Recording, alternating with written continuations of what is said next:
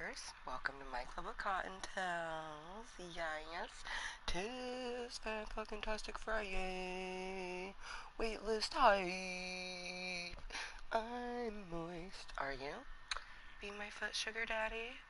Serious inquiries on feet content and potential foot sugar daddies. Cottontale on Feet Finder.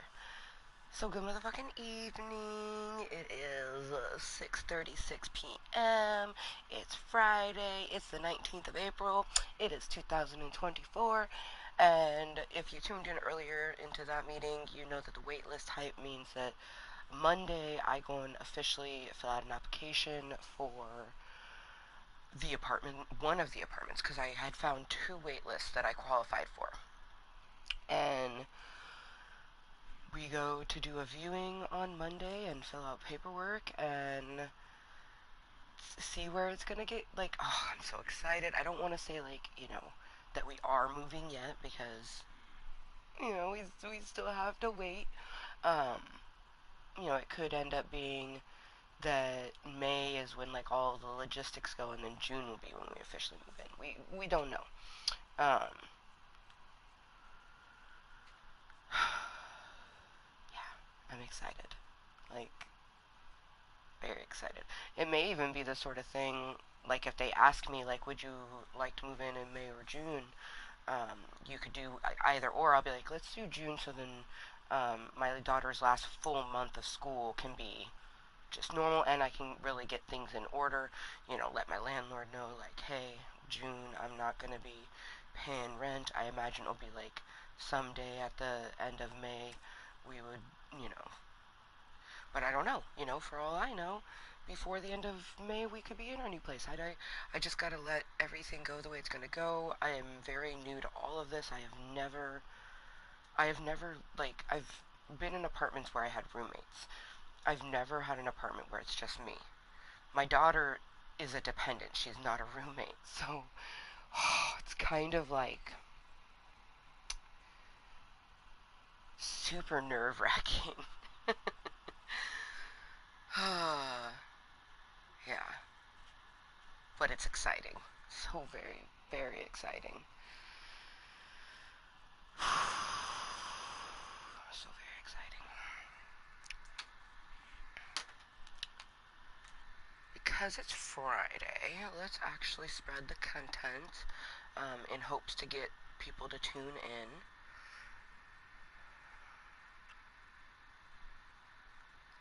I ate some delicious chicken sandwiches, and my sourdough crunchy bread wrecked my mouth just a smidgen.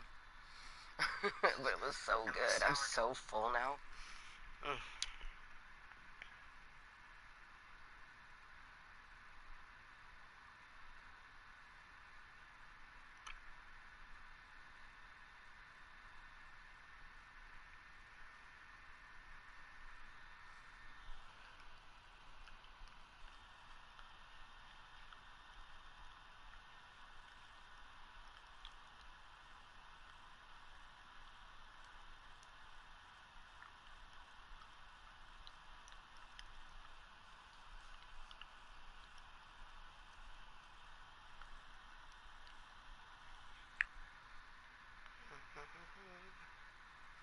Share, copy link, take that to the Book of Faces.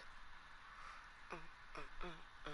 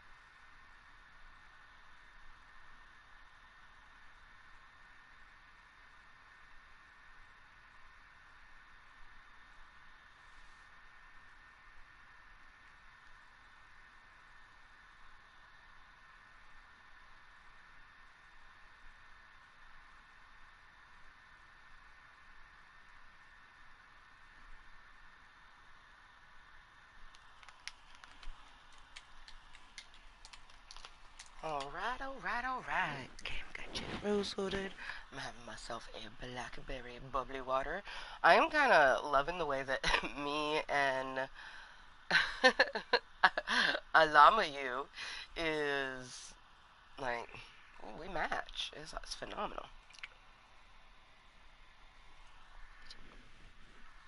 Oh man.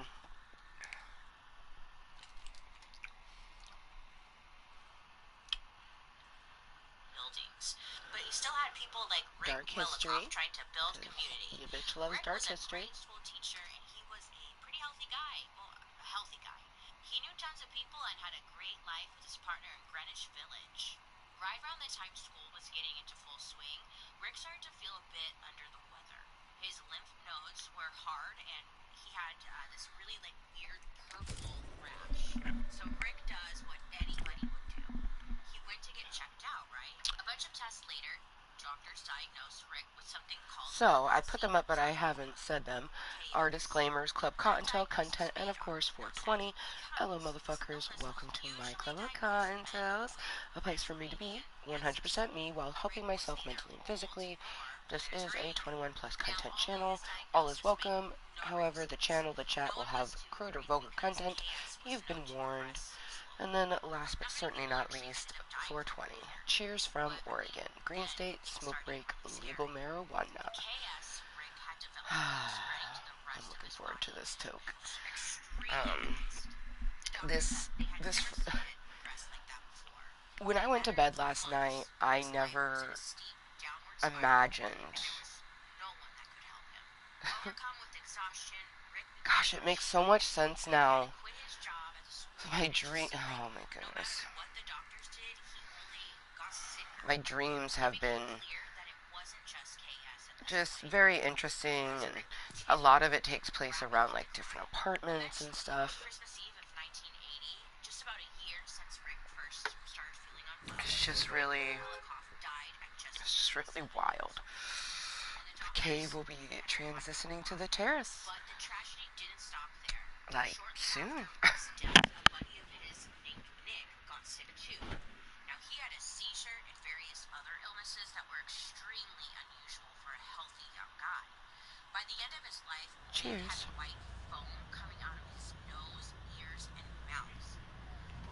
He died on January 15th, 1981 after a series of heart attacks. Soon after, their friend Wes died, then their friend Jack died, and this pattern just kept going. This was a killer without a name,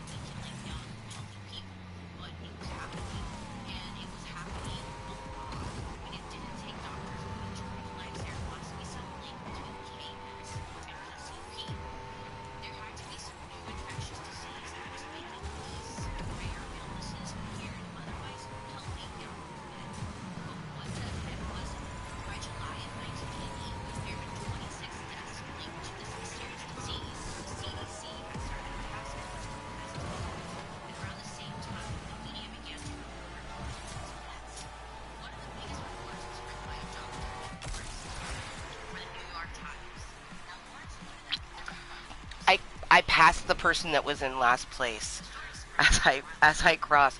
Damn! I obliterated that. Yeah, baby. Give it to me, give it to me, give it to me, baby. The results ain't gonna be great. Like, I literally, as I was crossing the finish line, the person that was in last place was crossing the finish line. Oh, good job. Oh, no, he didn't pass. I'm looking at the number now. That's 30 seconds after me. I figured as much. Yeah. I think I just like,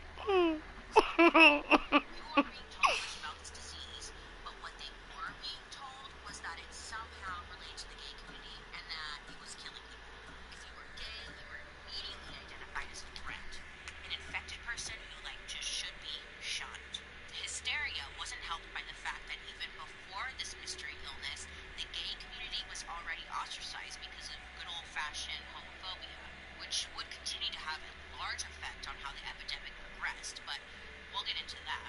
Then in September of 1982, the CDC issued a report that said they didn't really have an answer for how to cure the disease. So it's like, great, super helpful, thanks. But this report was very important for a number of reasons. First, it included data that the disease didn't only affect gay men. It was showing up in heterosexual men as well. In fact, 25% of all cases were found in people who were gay or bisexual men.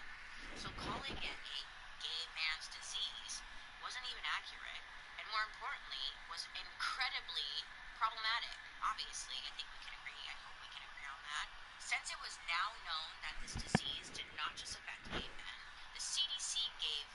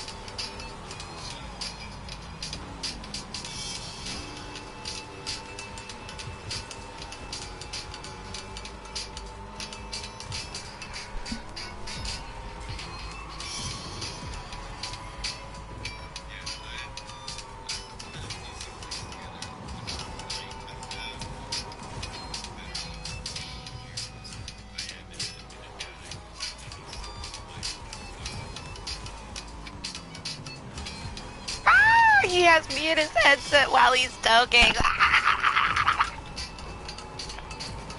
Because I was like, wait a minute. That was the response to a question that I had said to him yesterday. Oh, I love it. I'm watching him while I'm in his ear.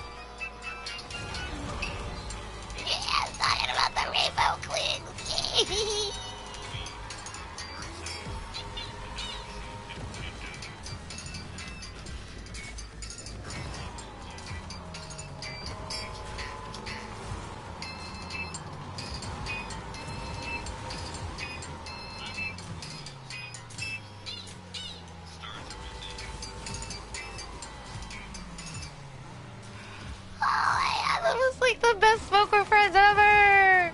Oh my god! Dude, if I had actually viewed that,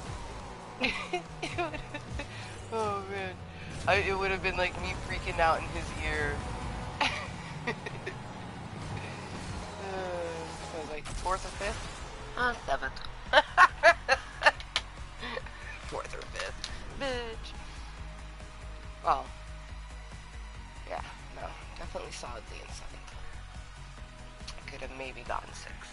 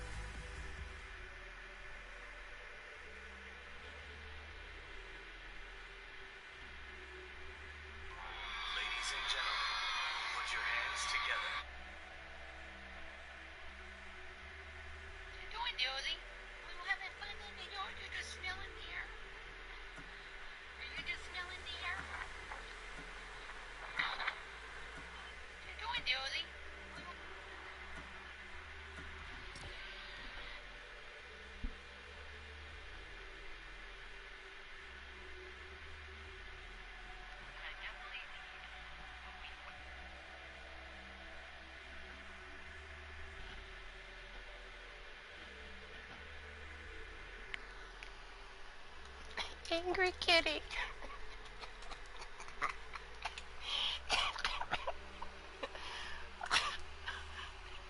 Oh, Angry kitty. It's a great username. Swaggy Ruby. Oh my god, Dilfs love me.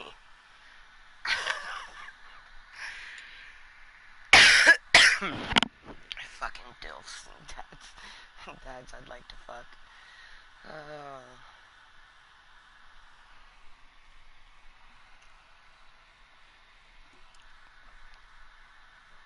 No.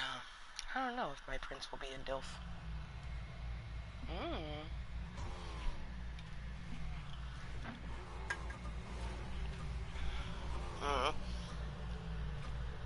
I thought it was a fancy new track, and it just hadn't loaded all the way in.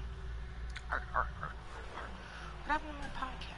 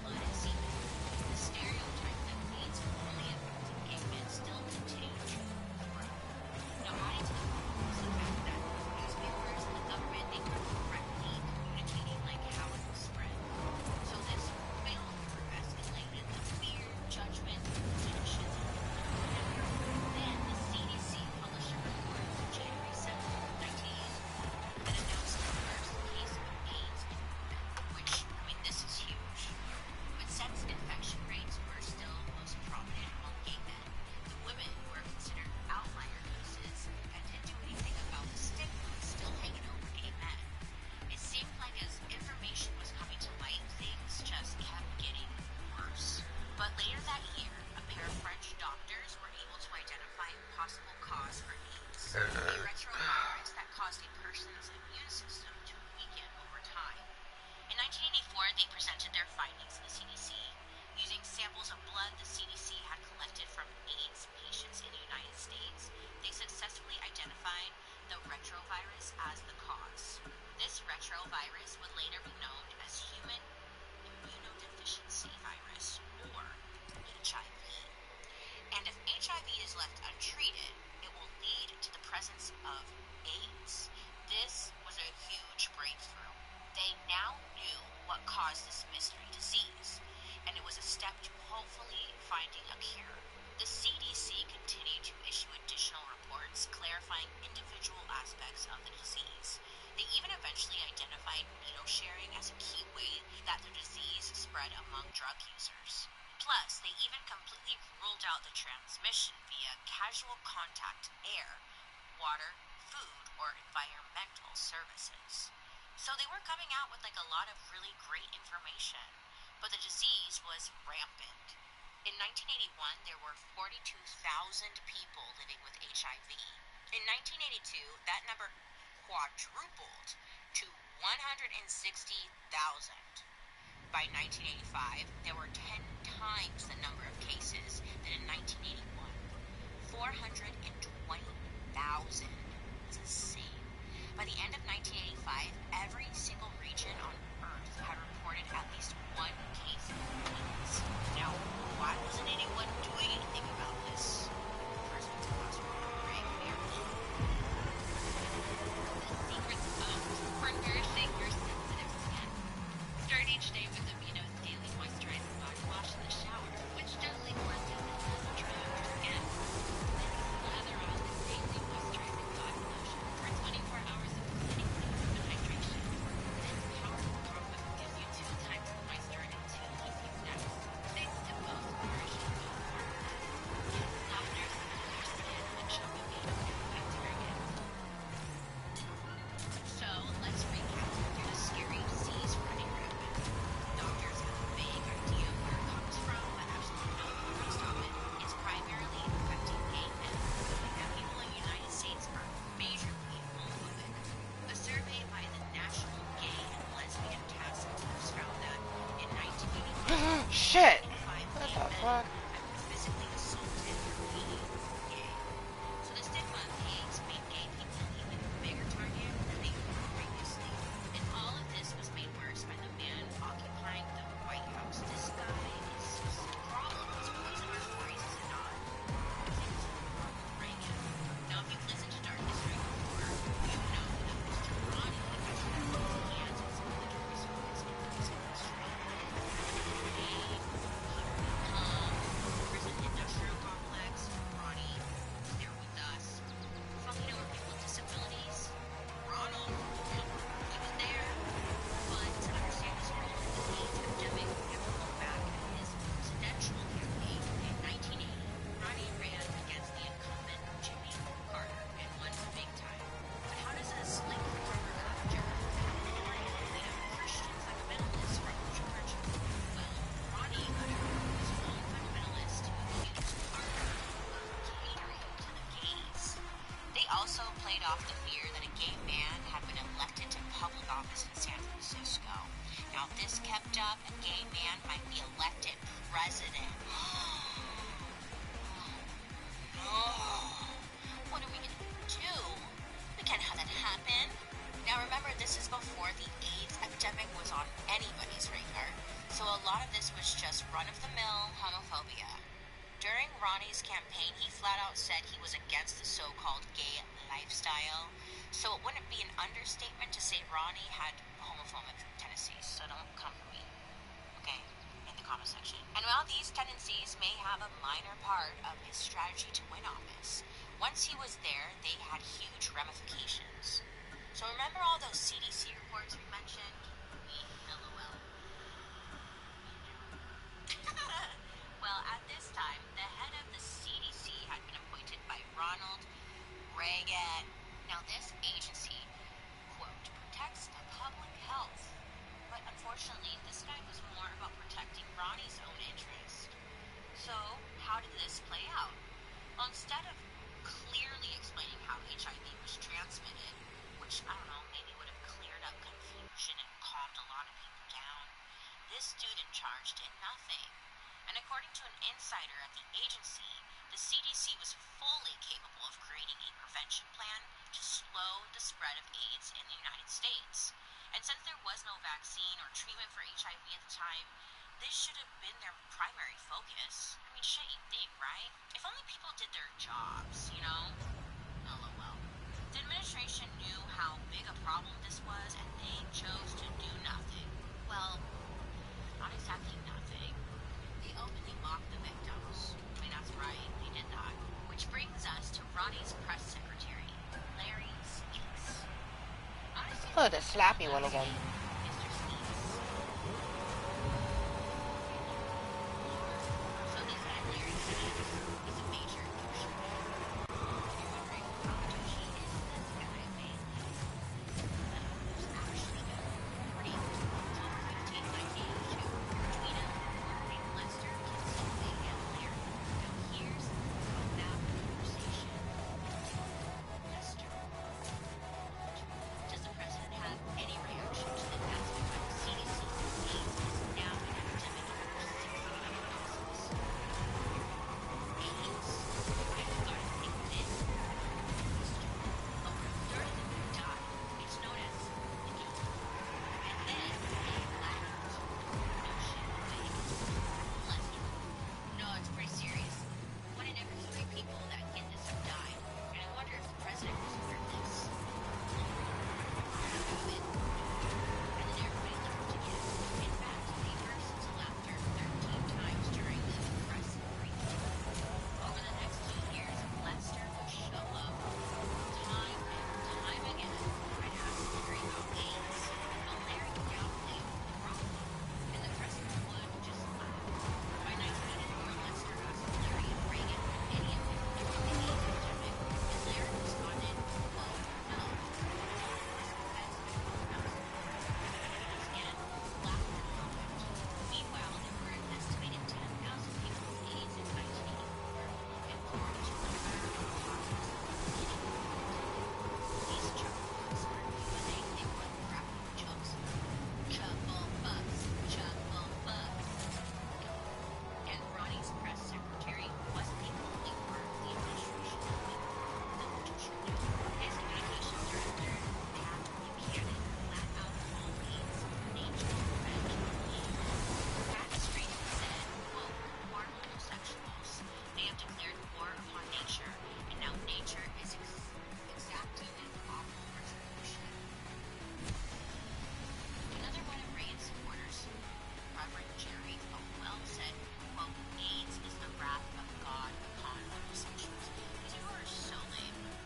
And this was the general vibe of the administration for a while, as the epidemic just continued to get worse and worse.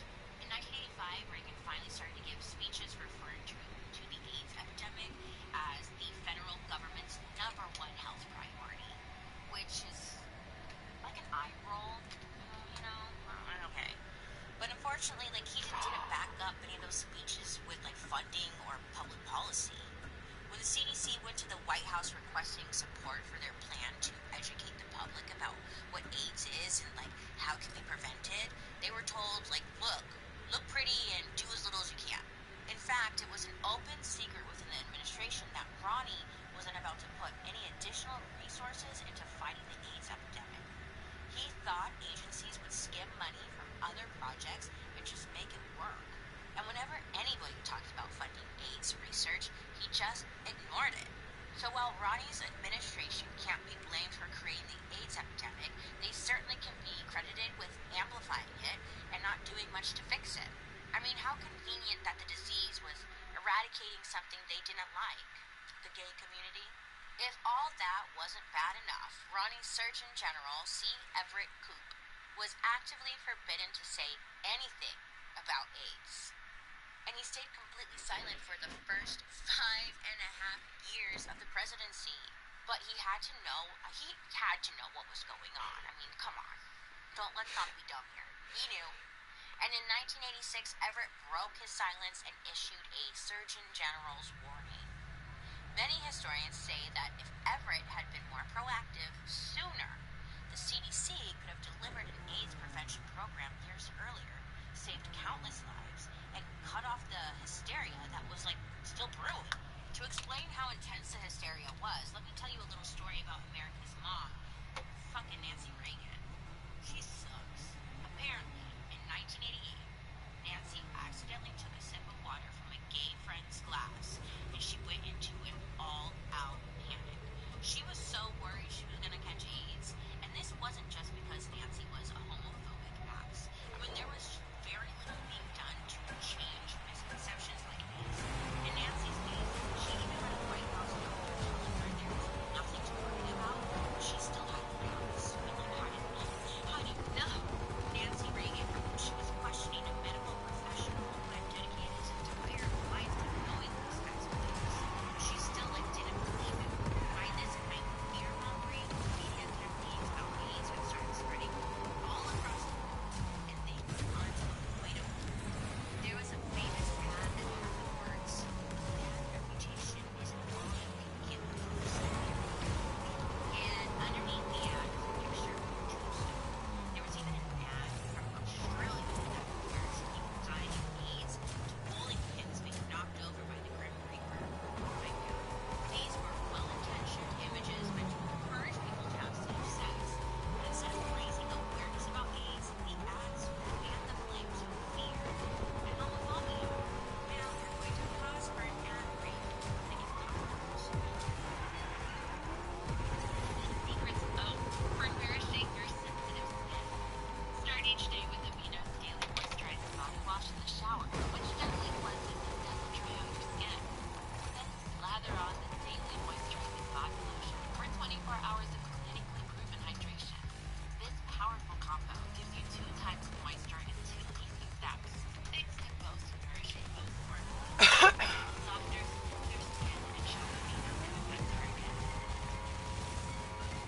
So the world had come to expect the United States to be a leader in anti-crisis. And you can definitely say that the AIDS epidemic sweeping the globe had come at a time of crisis. But the CDC, bullied by Bush's administration, didn't have a painful or successful response. From 1981 to 1987, HIV and AIDS cases doubled every year. But not just that, because during that time, number of deaths doubled year as well. So I'm talking thousands of young people, still primarily gay men, are dying. And the government was busy cracking jokes about the AIDS epidemic. So a whole lot of gay people and their allies were getting super pissed off. If their government wasn't going to do anything about it, they sure as shit were going to stand by and watch their friends and loved ones die. They were mobilizing. The foundations for this have actually been put in place for years. Back in 1981, a group of men got together and formed the Gay Men's Health Crisis, or GMH. They set up an answering machine that became the world's first AIDS hotline and got 100 calls on the first night alone. They also passed out 50,000 copies of their newsletter, which detailed different methods of treatment for people with AIDS. Now this pamphlet, it helped doctors, hospitals, and clinics. They also helped get food and supplies to people. I mean, this was huge because AIDS was debilitating. And people needed help through the day. I mean, my God. GMHC created a support system for people with AIDS. They were also...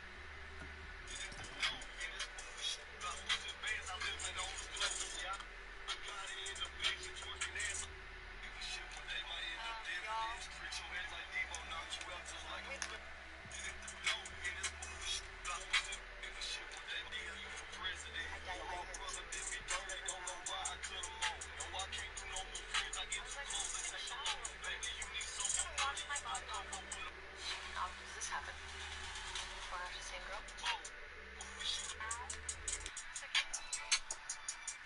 But yeah, I'm gonna go check in for flights, and I move my window down, try to dry my hair. Because if not, my hair is gonna be wet for the whole 20 hours. So stay tuned. Okay, y'all. So my baby already freaking saw it. Damn it. But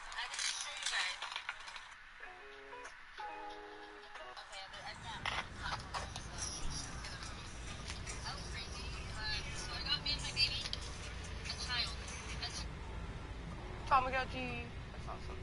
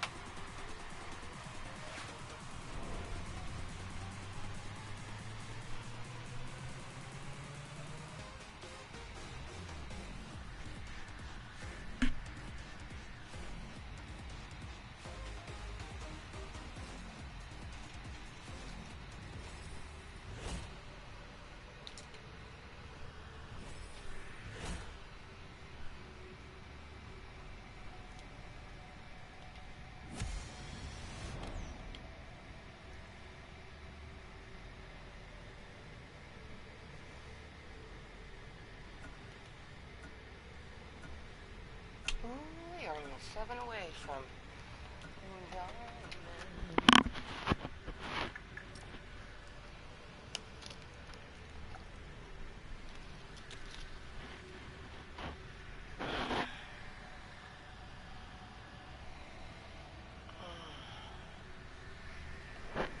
make sure to stretch my arms some more.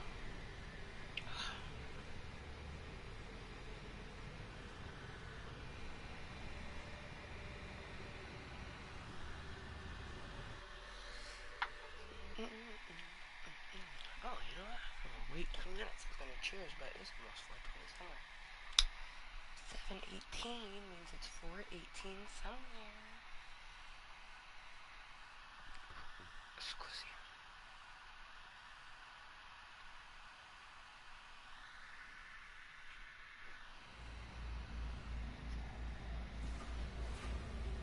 Help through the day, I mean, my God. GMHC created a support system for people with AIDS. They were also responsible for the first major AIDS fundraiser. And while the federal government was fueling this cause, GMHC also published safer sex guidelines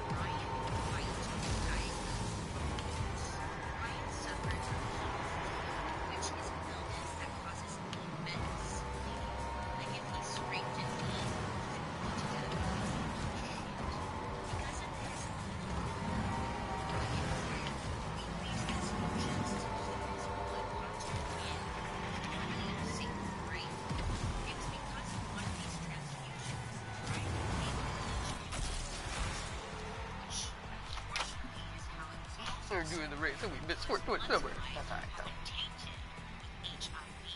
After his diagnosis, Ryan stopped attending school while he was receiving treatment.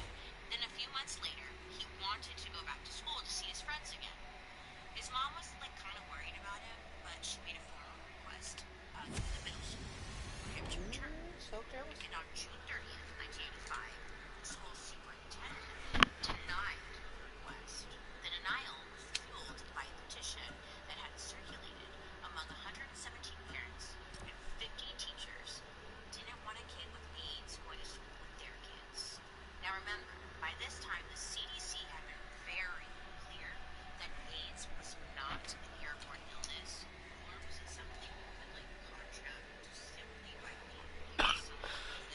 But the damage caused by all this warmongering of the earlier years, I mean, that shit was done, you know? And the stereotypes and bigotry were no longer reserved just for people who were gay. Now, anyone living with AIDS, Ryan and his mom flashback on November 25th, 1985, the Indiana Department of Education declared that Ryan had to be let back into his school. Yay! But unfortunately, the school board appealed the decision to keep him out. A few months later, the department forced their hands and Ryan was let back into school. But a few weeks later, the circuit judge for the state of Indiana had him thrown out again. They went on like this for a while. Ryan didn't go back to school. Didn't cry about it. He was thrown out. Repeat. It was just like, what the fuck? He's a child. Bro, you know, the worst people are the grown-ass adults. The worst acting people. You know? Ryan's story made national news. The impact of the AIDS crisis was finally hitting home with the average person in the United States. Ryan was seen as a squeaky clean, innocent victim. Completely changed the public perception of what a person living with AIDS would be. Reporters lined the and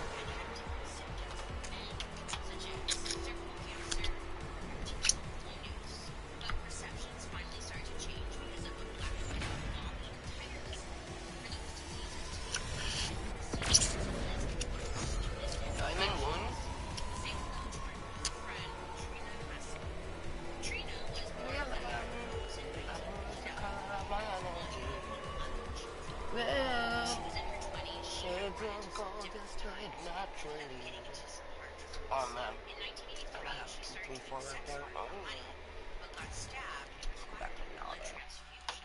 Not too long after, she was convicted of pickpocketing and sent to Bedford Hills Correctional Center. On her first day in prison, Katrina was given a physical and was informed that she had AIDS. Now, Katrina was shocked. I mean, at the time, there was still the stereotype that only gay men would get AIDS. But when she did a little digging, she found out that nearly 20% of the women entering her prison were HIV positive. Now, according to Katrina, quote, women were dying in their cells and in the hospitals because they were giving up and because they felt there was no hope.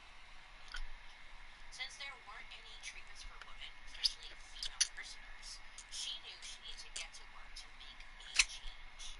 Katrina educated herself and became a jailhouse lawyer. Good for her.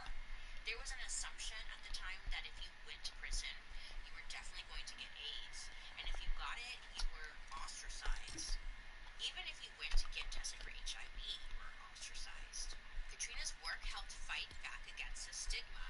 She also founded something called the AIDS Counseling and Education Program, or ACE for short, to organize prisoners infected with HIV who were being ignored.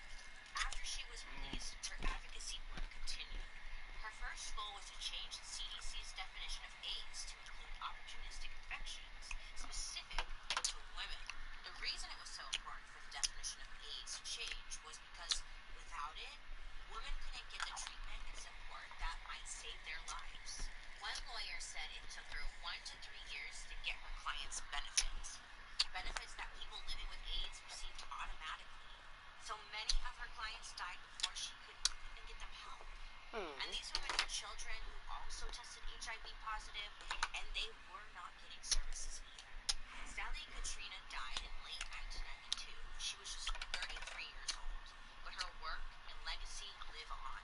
Because in January of 1993, the CDC finally expanded the definition of AIDS. And it wasn't just women who benefited from Katrina's work. I mean, the new definition of AIDS also had a huge impact on people of color, poor people, and injection drug users. So Katrina's work was literally life-changing. From 1992 to 1993, reported AIDS cases in the United States went from 48,000 to almost 107,000. This wasn't only because more people were contracting HIV, but because people who already had the virus were now being recognized officially. It gave more people automatic access to medication, treatment, benefits, housing, Medicare, and civil rights protections. People living with AIDS were vulnerable in pretty much any way you can imagine, so the significance of expanding more resources to more people can't be overstated. And though things were starting to move in the right direction to help those with the disease, there was still a lot of shitty stuff going on. But one thing we haven't discussed much is how hard it was for people with HIV or AIDS to get life-saving treatment. People living with AIDS, they were freaking fed up about it. Tons of organizations like GMHC had already sprung up by the late 80s. But one of the most notorious ones was a group of in-your-face activists that evolved from GMHC. They were called the AIDS Coalition to Unleash Power, or ACT UP. And that's exactly what they did. Love that. ACT UP took to the streets in protest of the government's inaction. And when I say they took to the streets, I mean they literally took to the streets. ACT UP's mission was to carry out acts of civil disobedience every day to focus national attention on the AIDS crisis. They were known for loud, aggressive tactics like marching through the streets holding signs and shouting silence equals death. They wanted to encourage people to not only come out as HIV positive, but to come out, period. In other words, more visibility would lead to more being done about AIDS. In June of 1987, they scored their first huge victory when they protested Northwest Orient Airlines, which was barring people with AIDS from their flights. ACT UP occupied their corporate office, protested, and eventually brought 2 lawsuits against the airline. They won, and the policy was reversed. Over the next few years, they led further protests against any media that spread misinformation on AIDS. ACT UP was out there doing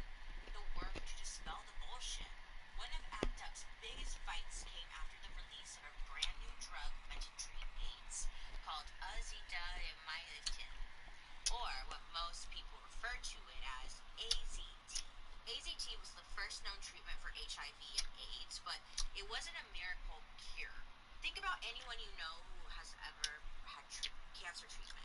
Yeah, they're getting something that is getting rid of their disease, but think about anyone you know that is doing damage to the body at the same time.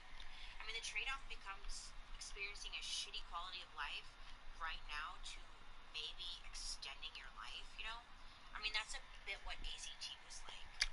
AZT was actually first tried as cancer treatment, but when it didn't work, they shelved it. But then it started working for HIV and AIDS, and after suffering all the side effects, it only prolonged the patient's life for about a year. I mean, if they were lucky. But most people didn't have to debate whether or not they were willing to take AZT because the cost was astronomical. Okay? To be on the medicine for a full year, it cost a patient $10,000. For reference, the median United States income at the same time was just $26,000. So just under half of all the money a person made in a year would have to go to this. And that's assuming a person living with AIDS hadn't already been fired and was still physically capable of holding a job. And if you were lucky enough to make it through the year, you'd have to come up with another $10,000 because HIV treatment wasn't a one-time thing. I mean, this is an ongoing thing.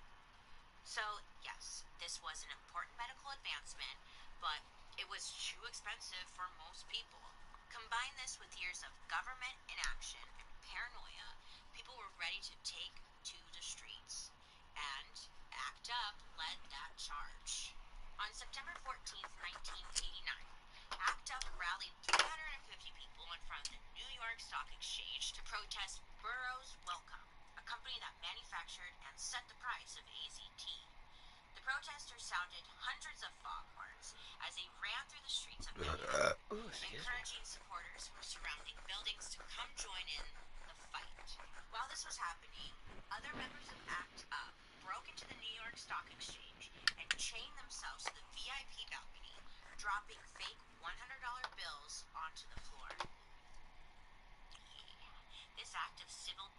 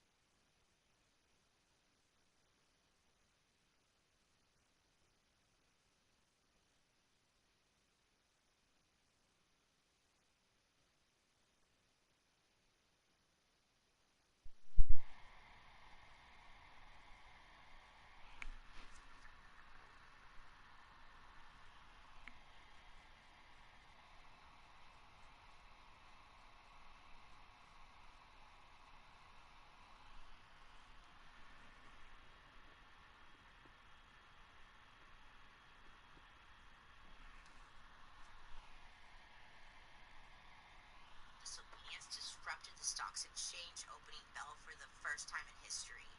Ooh, I love that. There were two photographers within the group who took pictures of the entire event.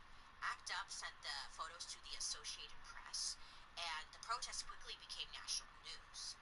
Within 4 days, Burroughs Wellcome dropped the price of AZT by nearly $4,000, which is great. I mean, it's progress. We love progress, but first, the fact that they could drop it so easily, and the fact that it's still expensive, you know. Oh, I need to get some water. And for about 7 years, AZT was the go-to treatment for AIDS. It was really the first way. This is gonna be my last hookah look, most likely for the evening. I might have one more, but I'm leaning towards not.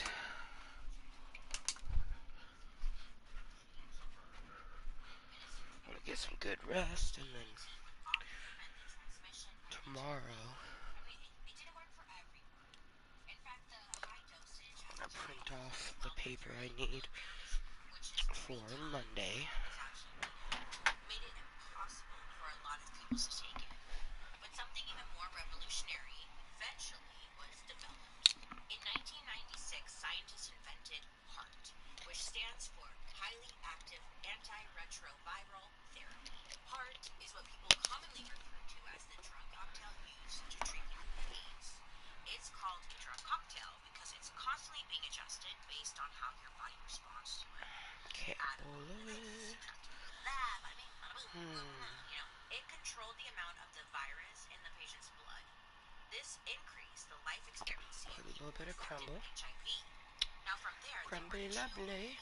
huge advancements in the fight against HIV and AIDS. The first was something called post-exposure prophylaxis. Yeah, our pet. It was a pill someone could take if they came into contact with the body fluids of someone who was HIV positive. And this was like groundbreaking because it didn't only pertain to unprotected sex, but also victims of sexual assault, people experiencing occupational hazards like nurses or police officers, and children born to HIV positive mothers. It wasn't 100% effective, but if treatment began within 72 hours of exposure, it was highly likely a person wouldn't contract the virus. But there's one major flaw with this reactive strategy. That being, you need to know if someone was like HIV positive. So what if there was a treatment that was proactive and prior knowledge wasn't even necessary? Well, researchers were thinking the same exact thing, okay? And that's when they came up with PrEP, or pre-exposure prophylaxis. This is a pill you can take before your day even starts, which reduces the risk of getting HIV from sex by about 99%. That's huge. While less is known about how effective it is for drug users, it is known that PrEP will reduce the risk of getting HIV by at least 74% when taken appropriately. One of the most incredible advancements in HIV and AIDS treatment is that it has evolved to the point where the virus is no longer detectable with a regular blood test. And just this past December, the FDA approved the very first injectable PrEP treatment. So instead of taking a pill every single day, people can get a couple shots every couple of months, which means AIDS is no longer a death sentence. It is now viewed as a chronic but manageable disease. I mean, that's huge. Wow. That's huge. Let's pause for one last ad break.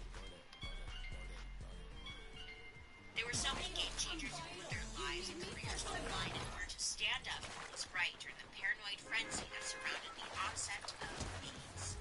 In 1985, informed by grassroots community activism, the AIDS Walk started in Los Angeles.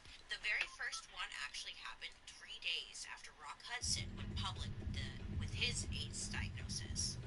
This is a walkathon fundraiser that has drawn hundreds of thousands of supporters and millions of dollars in donations since it began. It now takes place every year all over the world. The same year the AIDS Walk started, an activist named Cleve Jones had learned that over 1,000 San Franciscans had lost their lives to AIDS, so he set up a candlelight march through the streets of San Francisco, where he asked local activists to write the names of everyone who died on cards. At the end of the march, the activists taped the cards to the wall of the San Francisco Federal Building. Cleve said there were so many cards that the building now looked like a quilt. This inspired him and his activist friends to start an AIDS awareness group known as the Names Project. Now, the goal here was to ensure nobody would ever forget the names of anybody lost during the epidemic. By September of 1987, the Names Project had begun work on something called the AIDS Memorial Quilt, which consisted of over 1,900 individual quilts sewn together. Each quilt was 3 feet by 6 feet to represent the size of a grave. It's dark. And each panel represented somebody who died of AIDS.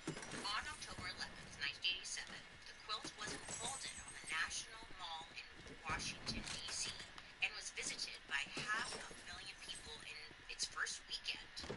Word October 11th is my best friend's birthday. Inspiring a continuation of the project across the entire globe. And in just 4 months, Cleve and the other activists managed to raise $500,000 for AIDS research. Today, this quilt is still being added to, with over 50,000 panels sewn in and over 100,000 names of people who died of AIDS on the panels.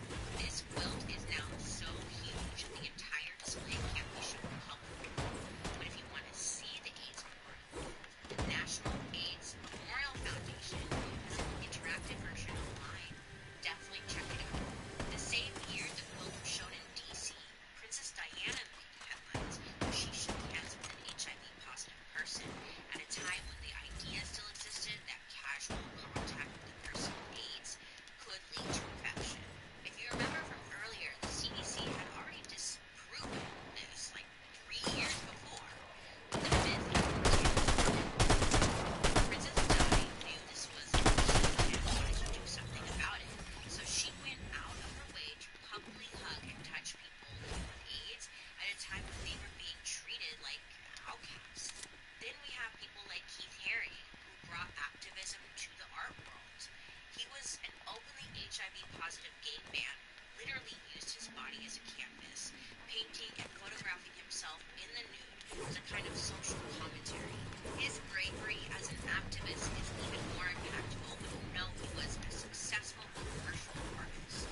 Even today, you can find his work adorning popular brands. Before he died in 1990, he set up the Keith Haring Foundation to help fund HIV and AIDS prevention and education. There were popular plays and movies like The Normal Heart and The Band Played On, Angels in America and Philadelphia, which brought more attention to the crisis. Broadway itself formed Broadway Cares Equity Fights AIDS, which collected donations from theatergoers as they entered and left the theater. We also have tennis icon Arthur Ashe.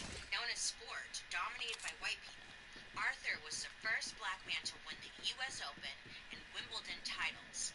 But after a blood transfusion, Arthur was diagnosed as HIV positive.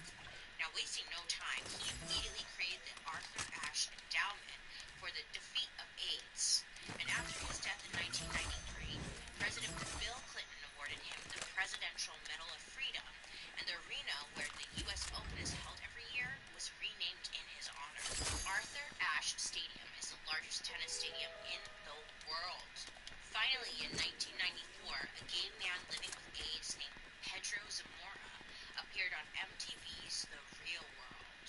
You know, where people stop being polite and start getting real. I wanted to be on the show so bad. So Pedro was cast in the show at a time when, like most families, had never had a gay person in their home. Okay, much less appearing on their TV on a weekly basis.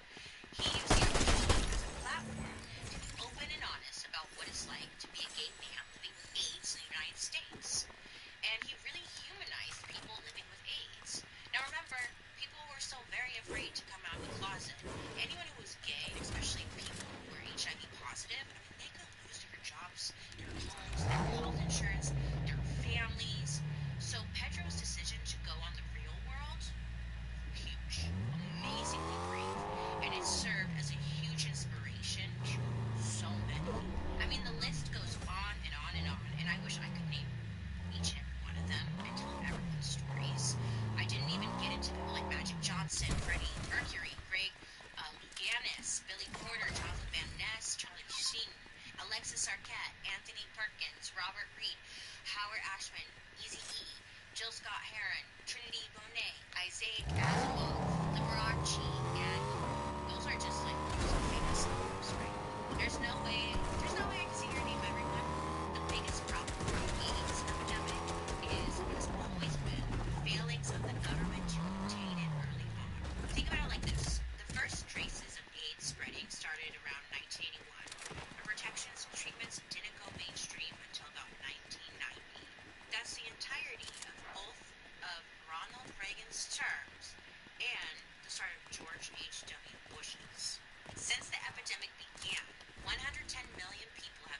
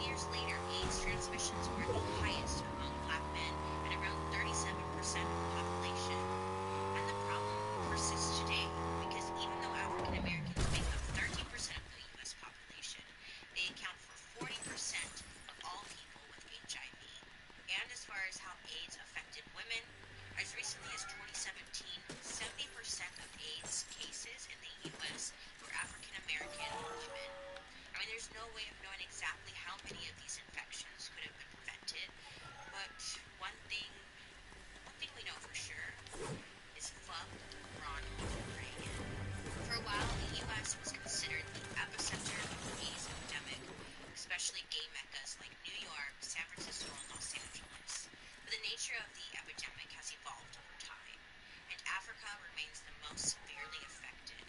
Nearly 1 in every 25 African adults are living with HIV. The number accounts for more than 2/3 of the people living with HIV worldwide. Antiretrovirals were available in Western countries in 1995, but for the most part, not available in Africa until 2003. Today, 77% of men, women, and children who develop AIDS in sub-Saharan Africa are expected to die. So even though things seem to be under control in the United States and other wealthy countries, this disease is far, far from over. You may think AIDS is a thing of the past, but it's not. I mean, as of 2020, there are still 37.7 million people on the planet living with HIV and AIDS. And AIDS is perhaps the only terminal illness that comes with shame. Even the expression high-risk behavior implies the person who's suffering is to blame for their health condition. Smoking is high-risk behavior, but when someone gets cancer, people don't blame them for getting sick. And the shame is reiterated by the government as well. Back in 1983, the FDA banned gay men donating blood, and this ban is still in effect today. The stigma around HIV and AIDS forces many people to hide their status, even from family and friends, which makes it harder for them to get help. I think it's important that we still remember HIV and AIDS is around today. So, down in the description box, I'm going to leave a bunch of resources where we can further educate ourselves also where we can help, how we can help, and help. Well, everyone, thank you so much for learning with me today. Remember, don't be afraid to ask, get the whole story, because we deserve that, don't we? Now, I'd love to hear your guys' reactions to this story, so make sure to use the hashtag #DarkHistory so I can follow along. Join me over on my YouTube, where you can watch these episodes on Thursday after the podcast airs, and also catch my Murder Mystery Makeup, which drops every Monday. I hope you have a wonderful rest of your day. You make good choices, and I'll be talking to you next week. Goodbye. Dark History is an Audio Boom original. This podcast is executive produced by Bailey Sarian, Kim Jacobs, Junia McNeely from DreamArts, Ed Simpson, and Claire Turner from Mooiisstt DNA. Hey. Produced by Lexi Kimmett. Research provided by Ramona Kimmett. Writers Jenny Miguel, Joey Sfuzo, and Kim Yeagan. Edited by Jim Lucci and shot by Tafazwa Neverway. Special thank you to our historical consultant, Walt Vince. And I'm your host, Bailey Sarian. Bye. Step into the action of the NBA from the palm of your hand with NBA 2K Mobile. With over 54 million downloads, it's your ticket to live out the thrill of the NBA during the playoffs. From legendary showdowns to game-winning buzzer beaters. Ball out for the W with millions of players wherever you are. And climb the leaderboard to unlock exclusive rewards. Experience the intensity of the NBA playoffs. Download NBA 2K for free on the App Store or Google Play. And join the action today. Ladies and gentlemen, Bailey Sarian presents Bailey Sarian in a Bailey Sarian joint. Bailey Sarian's Dark History with Bailey Sarian. And gentlemen. Great. Hi, friends. How are you today? Look, my name is Bailey Sarian, and I'd like to welcome you to my award show. Thank you so much. Thank you. Hold up, class. Today we're doing something a little different. Why? Believe it or not, we're celebrating a year of dark history. Time flies, doesn't it? What a wild ride it's been. 365 days ago, we began this dark history journey that changed everything. 46 episodes on Streamy Awards. Did I tell you guys we won a Streamy Award? I'm so sorry, I forgot to mention. We won a Streamy Award. And nearly 100 hours of intense psychotherapy later, okay, we bring you the first annual Joni Award. Thank you for coming. Oh, shit. And here's your host, me, Bailey Sarian. Fucker almost had me.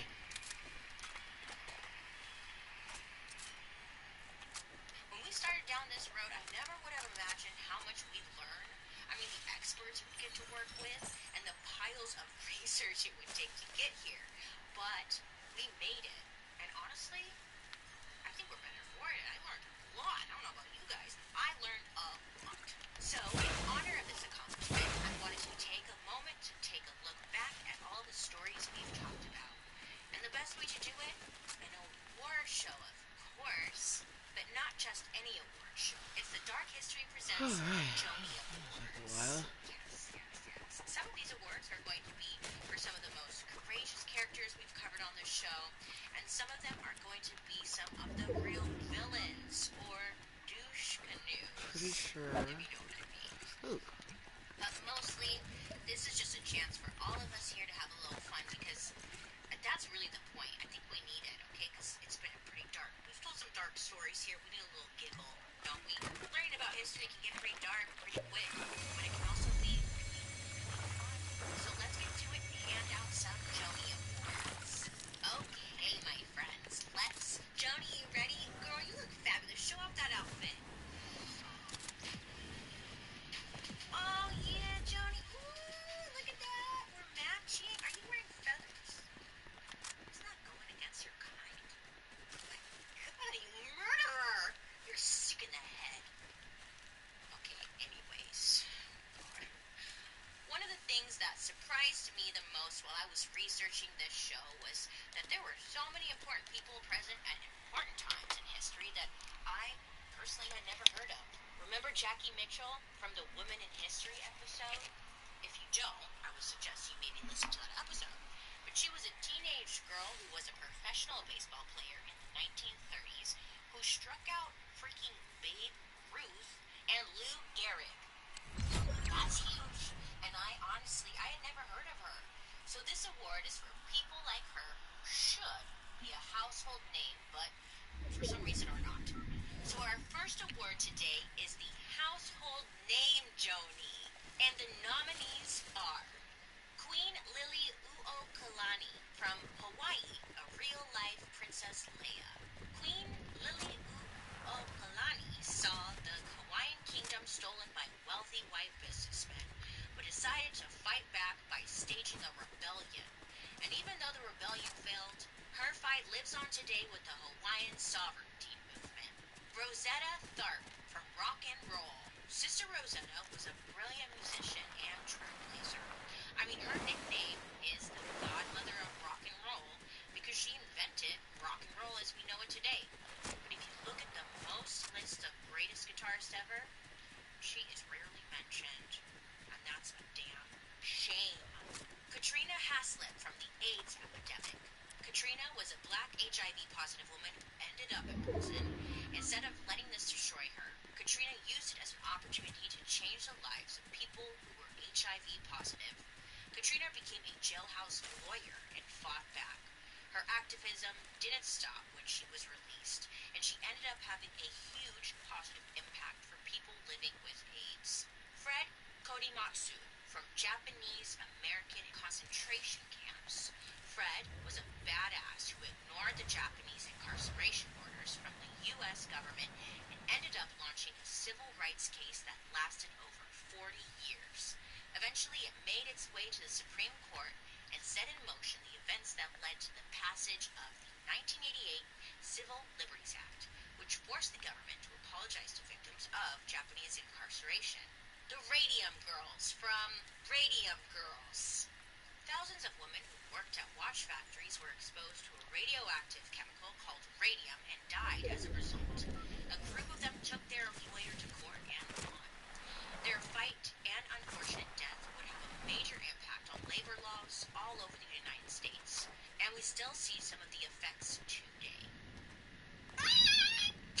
Yay! Thank you so much, Magical Band. I am so excited to see what the judges picked. I didn't pick these, so if you don't agree, don't come for me. Judges pick these. And the Joni goes to Katrina Haslett from the AIDS epidemic. Joni claps. Katrina fought until the day she died to expand the definition of AIDS. She also founded the AIDS Counseling and Education Program, ACE for short, to organize prisoners infected with HIV who were just being ignored. Because of her efforts, way more people were given automatic access to medication, treatment, benefits, housing, Medicare, and even civil rights protections. Honestly, they all were amazing candidates, and yes. Great, thank you, Katrina.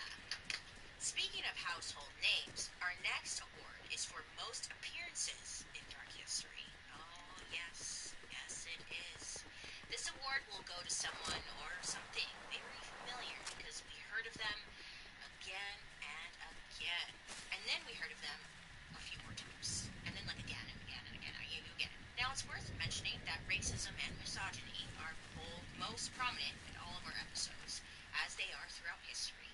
So they qualify for this award for sure. But we don't want none of that. They suck. That's what I'm saying. The winner of this award has stuck it to all of us, and we're still trying to dig our way out from under the shitstorm that this person created. So that's probably why they've appeared in so many episodes. Let's hear our nominees. Thomas Edison, Pisces, for his appearance in Radium Girls, Golden Age of Hollywood, and his own episode. Richard Nixon, a Capricorn, for his appearances in Crack vs. Cocaine, Cannabis, Student Loans, and Private Prisons. Syphilis! She was discovered in 1495, the year of the rabbit. She appeared in Tuskegee, Radium Girls, Dancing Plague, and Birth Control. Fun fact, she's just lurking in the backgrounds of jazz and prohibition as well. Some of you may even know her right now. Our old pal, Andrew Bath Salts Jackson. Another Pisces, that's something weird, for his appearances in Private Prisons, Cannabis, Trail of Tears, Residential Schools, and his own episode. Ronald Reagan, oh man, he was in a lot. An Aquarius, Ronald Reagan, for his appearances in Crack vs. Cocaine, Private Prisons, Cannabis, Student Loans, the AIDS epidemic, and the Americans with Disabilities Act. New Orleans. This city was founded May 7th, 1718. So it's a Taurus, I guess, yes. Somehow, New Orleans has popped up 7 times on this show. In Andrew Jackson, Private Prisons, Sicilian Lynchings, Trail of Tears, Jazz, Residential Schools, and Bananas. Gumbo, beignets, Mardi Gras, and the largest slave market?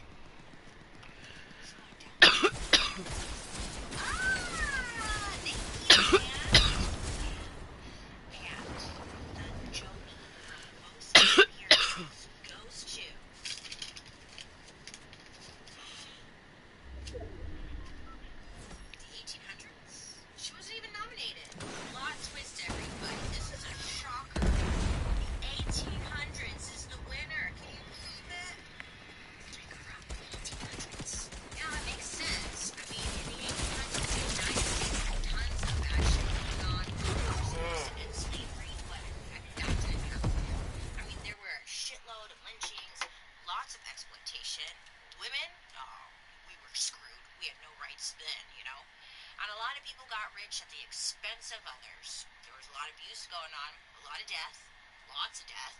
Oh, and remember the circus. The circus also started in the 1800s. Now, if it were up to me, I thought for sure the month of March would steal the scene because it seemed like that was in all the stories. But okay, 1800s, you win.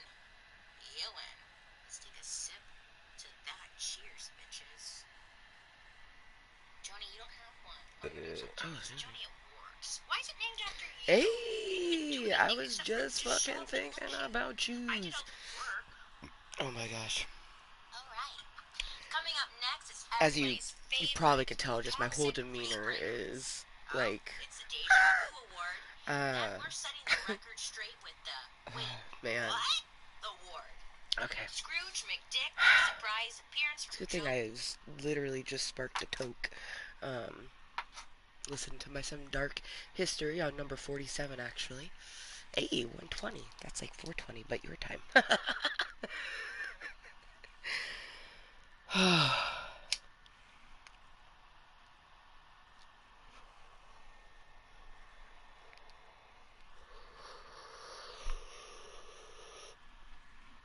So as you already know from the little text I sent you, Monday, like a waitlist. I'm on 2 waitlists. Ironically enough, they both are a terrace. One is S terrace, the other is O terrace. We're getting into the O terrace. The waitlist has opened. And Monday at 2:30, I go to view the apartments, meet the manager, fill out an application, and then sort of like get the ball rolling, get an idea of like what to expect. I think it will be, April will be filling out the paperwork and stuff like that. And then, like, May, or some portion of May I can move in, but then like June would be the first month that I'm paying rent there, but I don't know. I have no idea. All I know right now is that Monday at 2:30 I'm going to the O Terrace and look at the one bedroom unit that is available. Um, I'm really excited. Uh, I'm so fucking excited. I made sure to call my other wait list that I was on just to kind of see um, where I was on the standings of that. So I'm still gonna stay on that wait list, but I'm definitely gonna move into this one. It's based off of my income, which is phenomenal. I'll effectively be paying half of what I pay here for rent. Um, I'm just like, but it's not, I haven't even, it's basically like you fill out an application to get on the wait list. You're on the wait list. You get to be number one. I'm number one now. Once you get to be number one on the wait list, you then come in, bring your paperwork, fill out an application, and then you get it, and then we go from there. Yeah, I'm excited. I am nervous. I want to make sure I have every possible paper that I can think of to bring. I'm so glad. Thank you, Past Amber, for investing in a printer so I'm able to like print off my child support papers, which shows my income. I don't have a rental agreement here because I'm just someone's basement tenant, but I'll give them his phone number. They have the address of the place, and I'm gonna bring my envelope of all of my receipts because I don't have a lease or paperwork like that saying like, oh, this is what you're gonna pay. It's just when we moved in, um, it was 500, and then as time has gone on, my rent's gone up. But I always paid it the first, and so I have little receipts that says the first for each prospective month in the years of 21, 22, 23, and a smidgen of 24. 2024, man, I knew this year was gonna be just a hot one, wildness. But it's always it's the unexpected, because I personally was expecting to get into the S Terrace. Um, I just, but I also knew if I got into the O Terrace, I'd be okay with that. Um, so yeah, I'm excited, very excited, like very excited. Um, there's gonna be a park. Oh man, gosh, I right, like I've been waiting, you know. I am too. It's kind of wild because it is just a transition place. Like it's a one bedroom apartment, so it's not ideal, but I'm already kind of doing a one bedroom apartment right now, kind of, because um, my bedroom is the living room. But like Ali Mom was saying, sometimes one bedroom's like the bedroom ends up being really big, or the closet's really big, uh, and you can always turn it into, there's just so many different ways. I'm so excited. I'm so fucking excited. Super nervous and scared though. I have to get my birth certificate. I'm hoping that when I have my meeting on Monday, like that's the only thing I don't have is my birth certificate. So I'm hoping that they'll be like, oh, when you have the fund, because I won't have the funds for it unless I borrowed money, which I might do that. I might just borrow $100 from Allie so I can get my birth certificate, um, just in case they want to have that before I move in, which I totally would understand. But they might not, since I do have both mine and my daughter's social securities. I have her birth certificate. I knew I should have gotten mine. Be excited. Oh, you already know I am. I'm just very like very scared too because just so many different things. It's gonna be my first apartment. You know what I mean? Like I live in someone's. I'm a basement tenant, so it's different. It will be different when I get into one of the other places because I'll have a lot more neighbors, a lot more kiddos. I would think for Rainbow to play with. There's a playground in the fucking apartment complex. Like there's a laundry facility in the complex. Um, yeah, I'm just like, I told myself to like just take like other than getting the things together that I need to get together, like don't do too much, just relax because this may be my only like one of my last sort of like weekends of just doing nothing before it gets absolutely wild. Like last night when I went to bed, I had planned on sleeping in, which I did. I didn't get up until 11:55, and I got up to go to the bathroom and had only the intentions of taking my medicine that I have to take at noon and then laying back down and going to sleep. But as I was on the toilet, I get a phone call. I'm like, So I answer it, and it's like, we're trying to reach Amber Lewis. I'm like, this is she. Hi, this is the O Terrace, and we were wondering if you were still interested in the unit as you are number one on the wait list right now. And I was just like,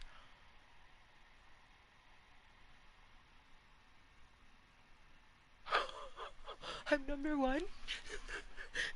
I'm number one? And what's wild is I got on two lists. One of the lists I was like number like 24 or something like that. The other one was like 74 or 75. That was the one that I got on. Like the the one that I thought I was gonna get into, because I've been both on them about the same amount of time. I thought for surely it would be that one, and mainly it was because the person on the one that is open that I'm now number one on, the person who was number one on the list when I got on it 2 years ago had been on it since 2017. So either there's a bunch of people who, were on it but didn't want it anymore or something like that. I'm not sure. All I know is that oh my god, I had to keep reminding myself that it was Friday because I was like, is this really happening right now? And then I just, made sure to confirm how much it is, and it's 30% of my income. Huzzah. Um, yeah. And now it's just, I don't know. I don't know the process of like filling out an application for an apartment and how long it takes to find out if you got it. And then when like moving in, I don't know any of that. So this is. I'm just hoping that everything. I mean, I know everything will work out. This is the chaos that I had been wanting, and I'm so thankful for it. I'm so thankful for it. This is exactly what my brains needed, because we were just feeling like, what's the point? And even if that does come back up, at least right now we have a bunch of things that we can do, from packing up things and preparing ourselves, making sure to uh, borrow money if we have to, so I can get a U-Haul.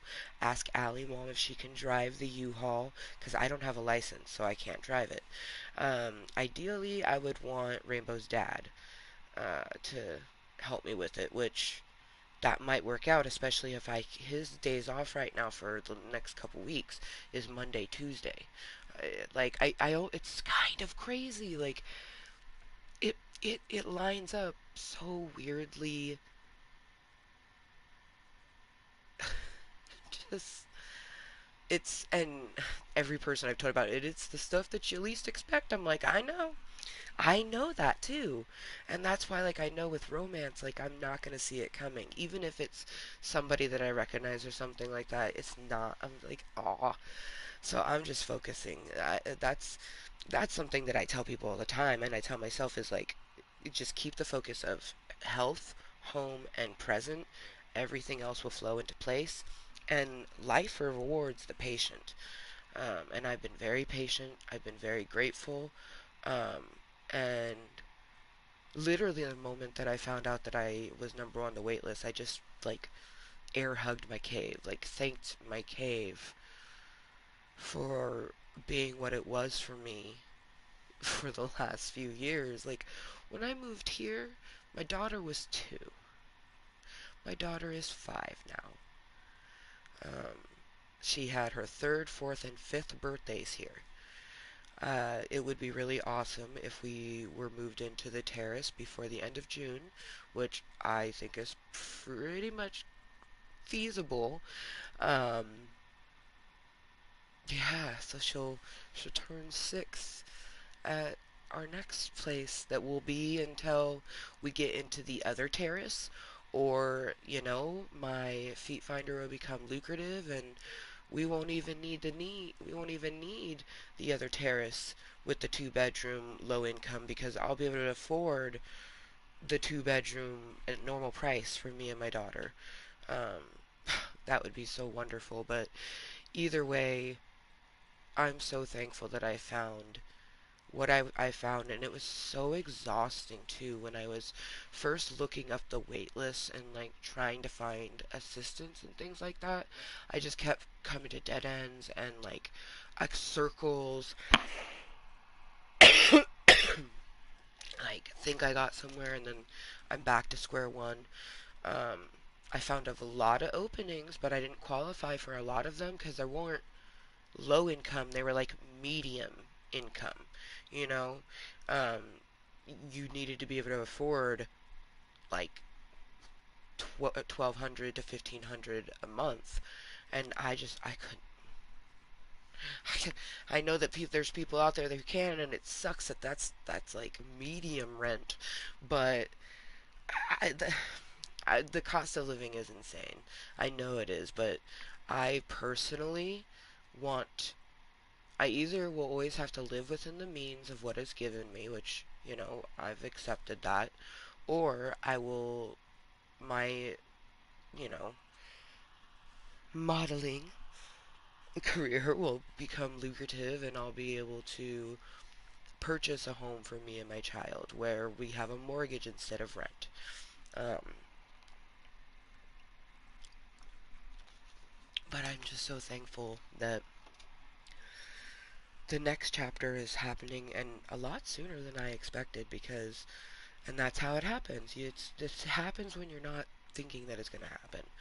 Um, but I full on expected it to be more like in summer or fall. I definitely did not expect springtime, and I did not expect it to be O Terrace over S Terrace, and I'm just fucking, oh my gosh. It's just awesome because both terraces are less than 30 minutes from where I currently live. The O terrace is 22 minutes, and I believe the S terrace is like 11 minutes. Whoa, that's odd. Um, yeah, yeah. I think what I'm also excited for is that where the O Terrace, the city that O Terrace is in, I've been in that city and not really lived there, but kind of felt like I did because I went to a school there. Um, and I know a good portion of the city, but there's the other portion that I didn't really know. And when I was looking at the school names, I felt like it was on the portion I didn't really know. So that's going to be awesome. Like, me and Rainbow are, oh, we're getting into the next portion of our journey. I've been telling her, our cave is going to turn into a terrace. It's going to be the Terrace of Ambers versus a Cave of Ambers. And she's excited, but also nervous. Like, ba-dum bump, ba-dum bump. And it only becomes real when because I still have to fill out the application. Right now, it's just your number is up. Like you've been on a wait list for something, and now it's up. Like, which is honestly feels so surreal. Like I just, and the fact that I'm doing it so much without, well, with no local support, but without too much support. Well, I have a little bit of local support because I do have Allie mom. I'm very thankful that Rainbow has her daddy, her mom, and her mama.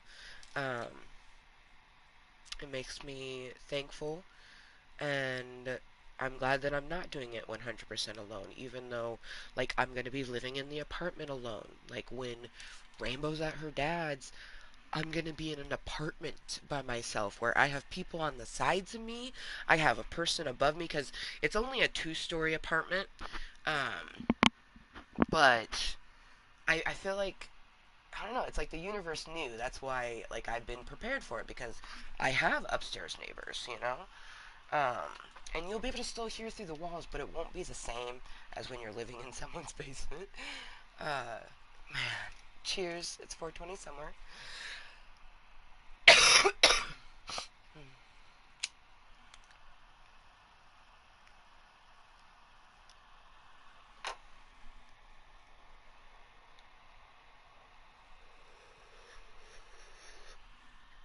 I imagine my best duder's all snuggled up in bed.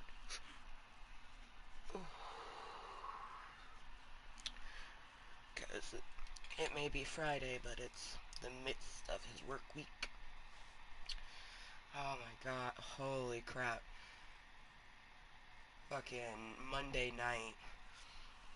You already know I'm gonna have the super chats for you if the universe allows it. But Monday is his Friday because he has Tuesday and Wednesday off. Um, yeah, man. Oh, I'm so excited. Ooh, and I got more buds because I asked Allie if I could have some of my child support earlier so I could get me some buds, and I got some mimosa. So this was 28 for a half ounce, and then I got some more concentrate, and I got some gelato cake. So I got a little mimosa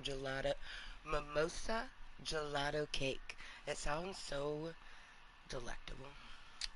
Um, Mine is gone. I will reload one and toke with ya.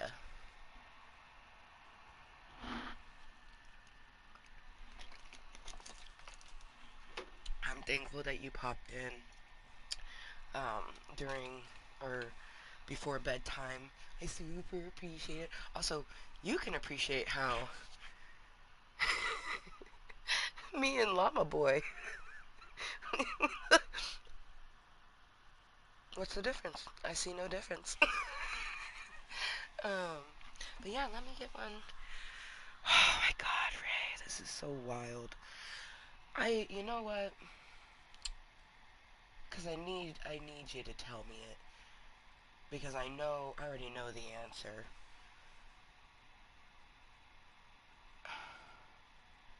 Should I tell my mother I'm moving? I mean, let's be honest. If she watches here, she knows she blurred some things, all that shit out. But like, should I send her a text? I know I shouldn't, but it's like I don't need someone to tell me. It's sort of to the point where I already know that for Mother's Day I was gonna send her rainbows. Yeah, fuck that. Thank you. Thank you. Thank you. For Mother's Day I'm sending her Rainbow's kindergarten picture, but I'm gonna mail that shit before we move. So we'll have this address. So yeah, I'm gonna change my address so if something gets sent here, it will get forwarded there. But I doubt it. Um, you know, I hope that she'll reach out, but I ain't gonna hold my breath.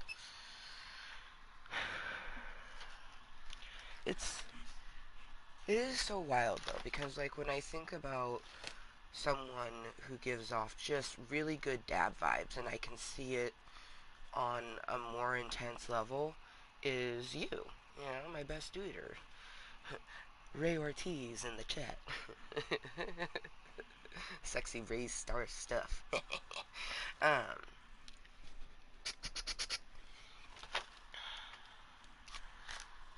and then Kayla, like, I mean, I've told you this many times. It's like a broken record.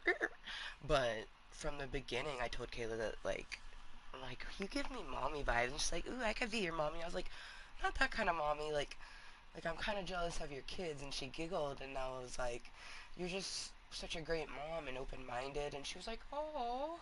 And that was sort of like the beginning of the blooming of our friendship, going from just being sort of like casual internet friends chatting every so often to being just friends, not internet friends.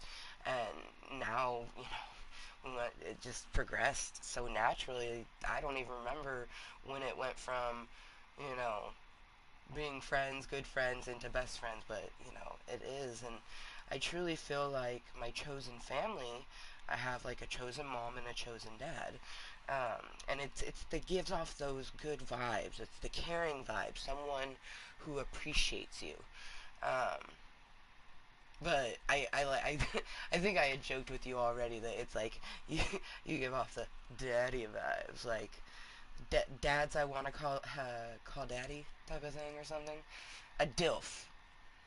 You're a dilf. Yep. Yep. Yep. You're a hardcore dilf. If you didn't know. Also, I watched the snap that you had made where you had the headset on and like emojis. Um, you were wearing your headset. I was like, oh, he must be gaming or something. I was like, wait a minute.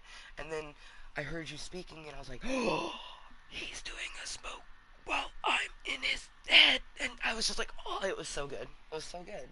Like, I just want to say I really appreciated that. Um, you get me. And I don't even get myself sometimes. Let's be honest.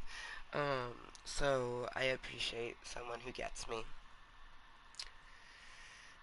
Ooh, I think you'd be very proud of this. At the new seasons for $20.21. Meta, LOL. Right? So meta. I was just like, I was like, boo, boo, boo, boo, boo. So I, portioned out bills and everything, and I had uh, $21 left. And I went to the store, and for 2021, I got a loaf of sourdough bread that they're like circles, right? Kind of like, almost like a sourdough jack, but more bread style. And then chicken patties and some lettuce. And I made myself some motherfucking McDonald's chicken sandwich, but home style. And a little bit of that Sweet Baby Ray's honey mustard. It's sweet, but it's got a little tang to it. I love it so much. Yeah, it was very delicious. Because I was going to get McDonald's, but I was like, I literally had a Todrick Hall song in my head that was like, girl, skip that Mickey D's, you're on a roll. And it's like, because it's a very, the album's called Jim, Jim, but it's like a very, like, workout album, and I was like, yeah, skip the Mickey D's. I'm gonna make my chicky sandwiches at home. I always say that, like, instead of doing the fast food, I'll make the fast food at home. This time I actually did it, and I was really proud of myself. And I still made sure to do my little fitness thing during my meeting in between races. I've been doing dips. Not too many, though, because Hermes and Achilles are still very tender, and the worst thing you can do is hurt yourself because you tried to push yourself too hard, and then you go back to square nothing. But I've been doing 4 sets of 7. 47. And, like, I just, like, I could feel everything from here to here.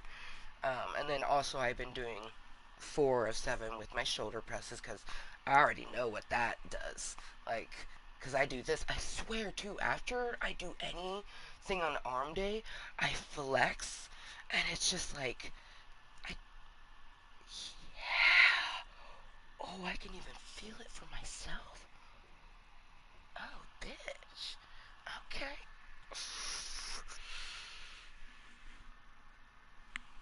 Oh my god. So, I had already been hoping and striving to just keep going, but with this, everything that just transpired within this day, like, I already know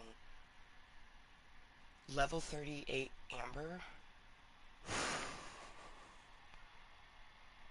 You think I'm MILF status now. You just wait. I'm just aging backwards. I should just start making myself 10 years younger. I don't think anyone would even bat an eyelash that I'm actually lying about my age. Oh my gosh, Ray. And other Cottontails, if you happen to be here, just, the motherfuckers. Benjamin Button. Yeah, I'm Benjamin Button up in this bitch. I got complimented on the color in my hair, and they were like, oh my god, I love your hair. I was like, thank you. And, they said that it looked like I did they were like, do you do it yourself? Because I was like talking about my hair and everything like that. And I was like, I do. And they're like, oh my god, it looks professional. And I was like, thank you. Yeah, man.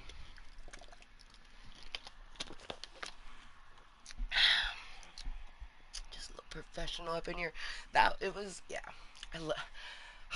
But see, that also makes me sad because like I'm no longer gonna be by that grocery store, so I'm just gonna enjoy being able to go there as I can, you know. Um,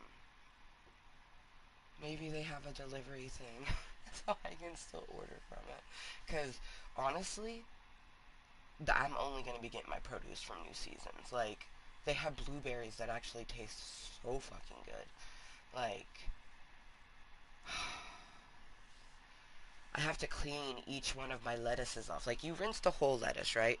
But when you pull off each leaf, you gotta clean them individually because it grows in nature. So, like, bugs and dirt and stuff gets up in that shit. And I like seeing that. I love seeing that because that shows you that really is being organically freshly grown. They're not fucking with it. I got an egg that was all bumpy. I was like, oh. I was like, poor chicken. I hope the chicken's okay that had to push you out. But that's why they're that way because, when you're doing it organically, the eggs aren't all perfect and white and like every egg's supposed to be the same shape. That's not how eggs are supposed to be. Um, yeah. So he was all veiny. It was a veiny egg. It cracked really lovely, and it was the best fucking eggs. I talked about the eggs the other day.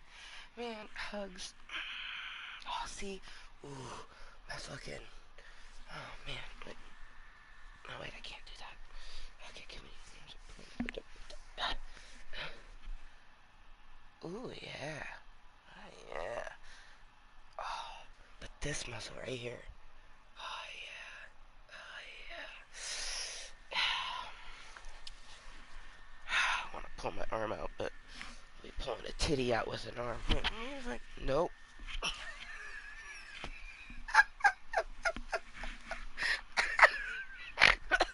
I'm okay.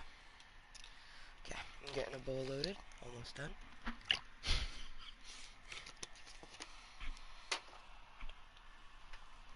She loves her guns. I should just.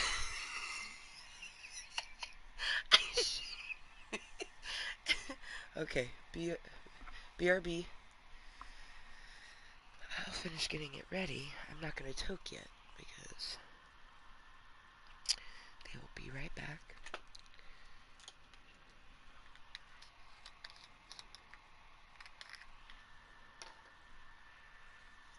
Oh, you know what? I know exactly what I want to do.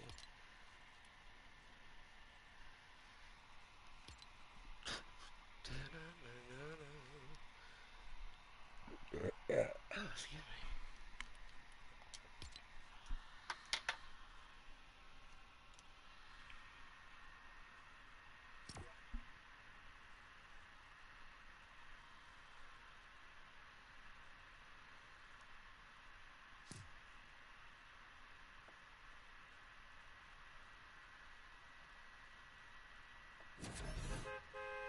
Okay, why?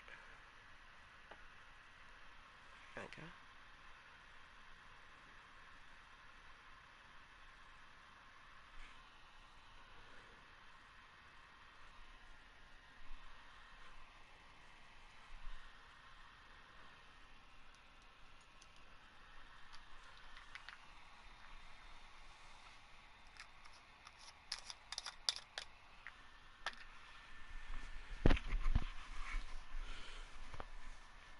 Kids and nopes.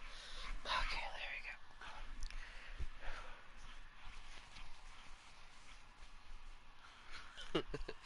we go. Nice. Okay, sweet. Stay here, and then we gonna be doing some traveling.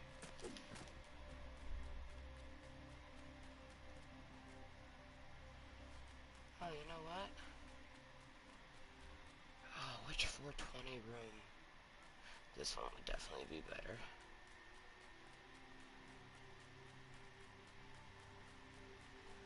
Actually, you know what? I'm gonna wait for Raymundo to be back. If he's able to, because life be lifin'.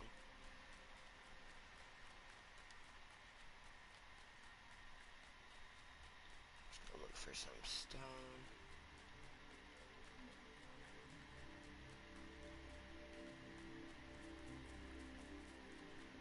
Oops, there's a bunch just laying around next to the big rocks. They don't seem to want to have some. Oh, you know what? Gotta move my face. Need to put my face over on the other side. Up on the right instead of the left. There we go.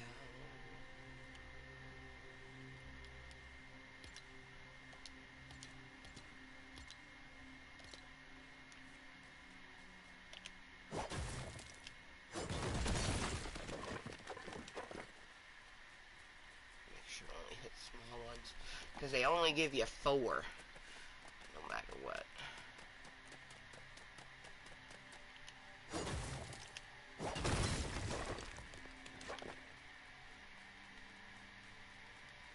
This one. Definitely bigger than that one I just hit.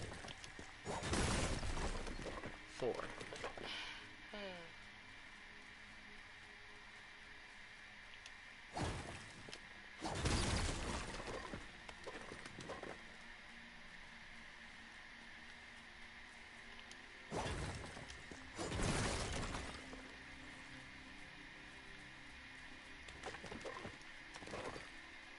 Hey, 42.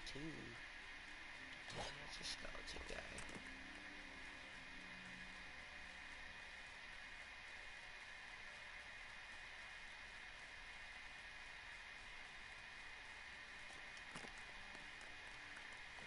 We'll chill at this 421, and then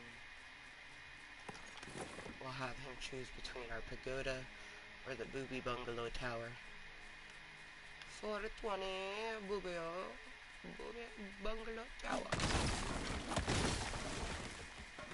Trees. Thought you knew not to mess with me.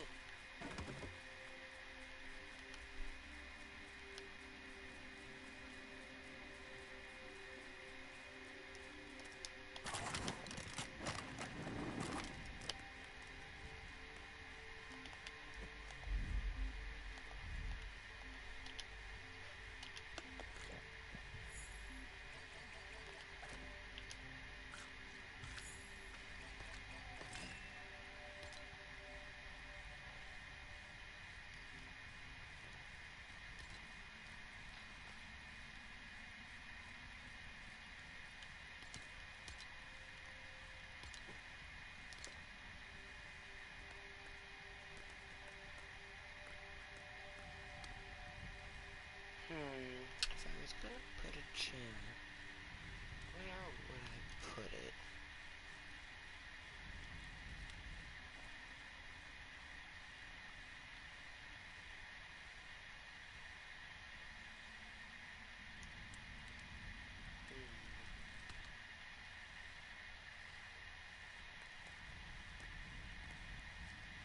Maybe we put one here and here.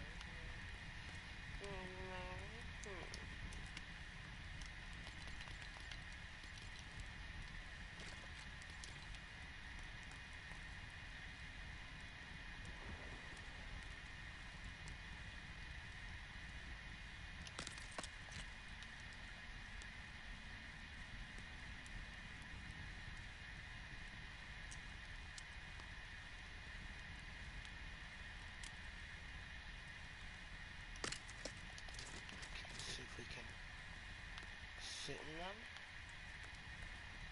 Nope.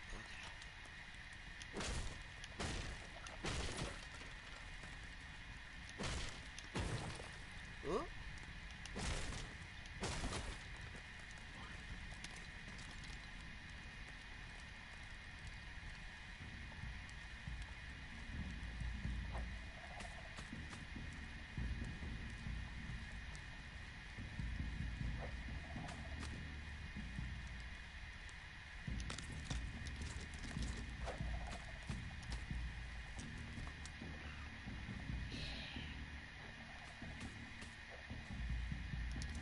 I like how he thinks he can get me.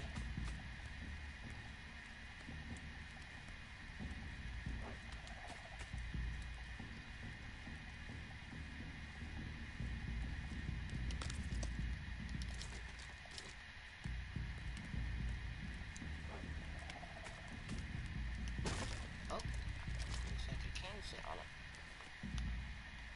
Yeah.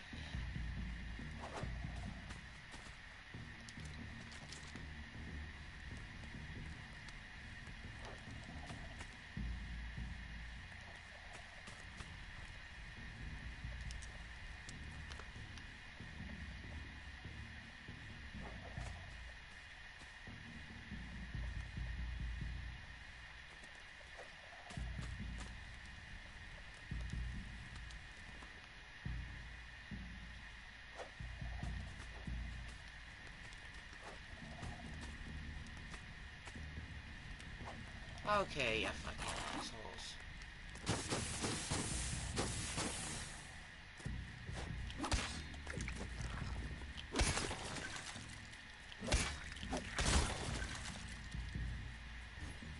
Where's the other bone daddy that was throwing some shit?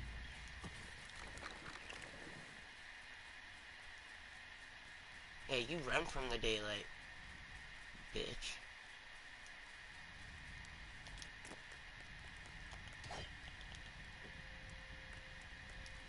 Ridiculous. Oh, I need water. Water.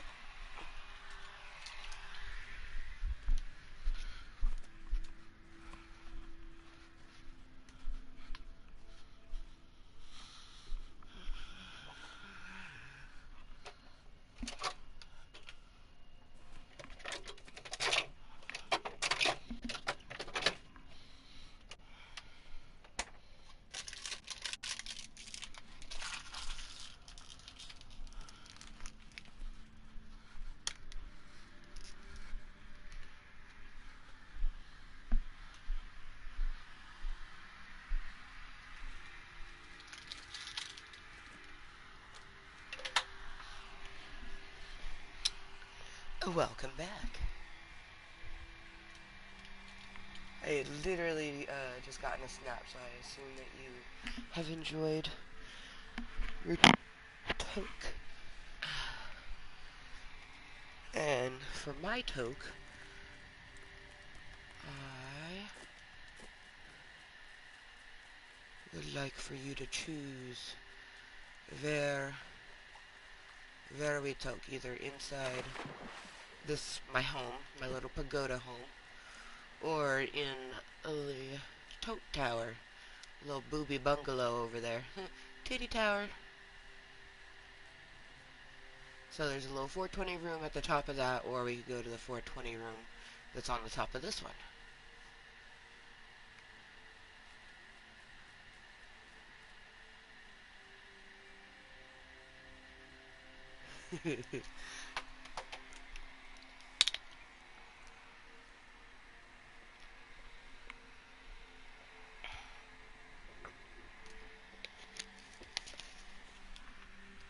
Hell yeah, tote tower. So since we're gonna go to the tote tower, I'm gonna show you this one. First floor is the floor that villagers could come to. I haven't put anything to draw them in as of yet. I don't think they can get onto the staircase. We'll find out. Even if they could, they wouldn't be able to get out of here. They would be stuck. They might come up and look at this, but this is my bedroom. Nice and cozy. And then up here is this 420 room. Little fan up there. Super cute.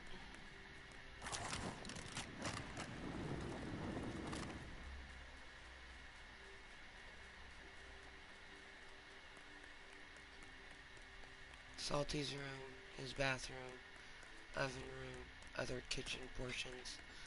Come up here. More mine.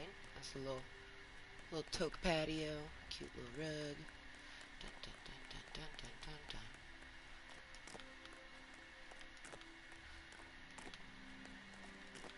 You know what's funny and kind of wild is that I was like thinking to come to this one just because I was like, he'd like both, but I think he'd really like the aesthetic of this little one because it's I mean, it's just like maximalist in a minimalist space and lots of plants, and then every single one of these little like circular things, I like to imagine that that's some marijuanas.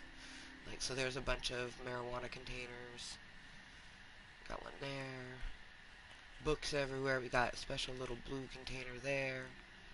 Titty tables, because, of course. And then right here, you know, the spoon's very much reminiscent of a jaded rose sort of shape. So, hell yeah. Chill.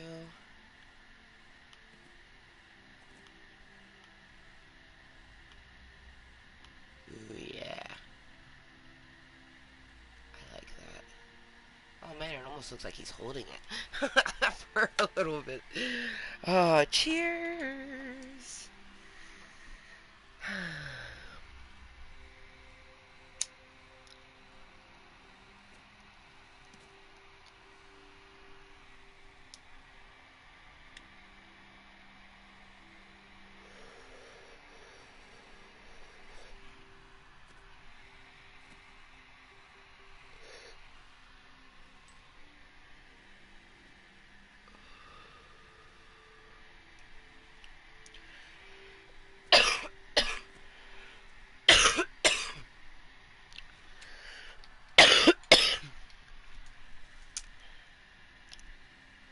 Yeah, I love this tower.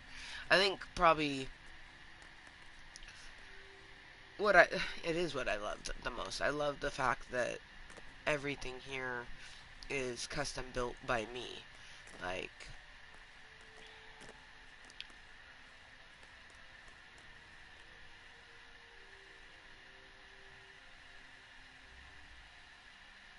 yes, Amber, that was a very good choice. I'd been questioning if it was a good choice to have that singular rug there, but I like it.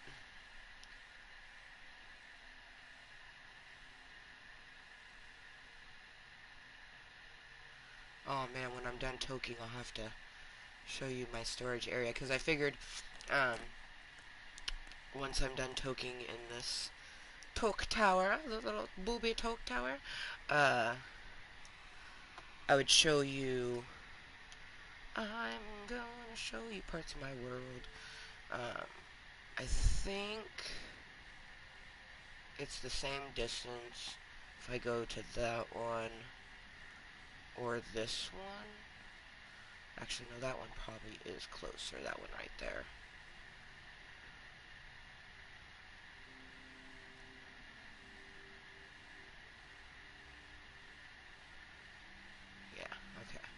So we'll go straight down to the purple one. And I want to show you Arendelle briefly. And then take it over. Unless you think you don't have a lot of time, then I'll just go straight to Waterworld, because Waterworld's the one I want to show you the most. I'll just go to Waterworld first and make our way over. Because you've seen the purple camp. I know you haven't seen Arendelle, but I want you to see Waterworld. Waterworld is amazing. And why I'm collecting stone. Oh my god, it totally does look like he's holding it. Cheers! Oh man, I'm still like when Allie Mom came by, yeah, it's about to be midnight there, yeah. You know what? I'm gonna hit this and then go to Waterworld so I can show it to you.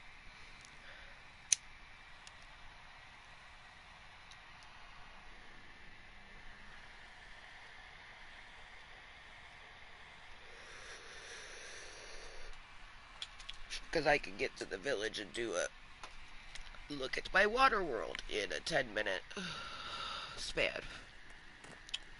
So let me just hop down.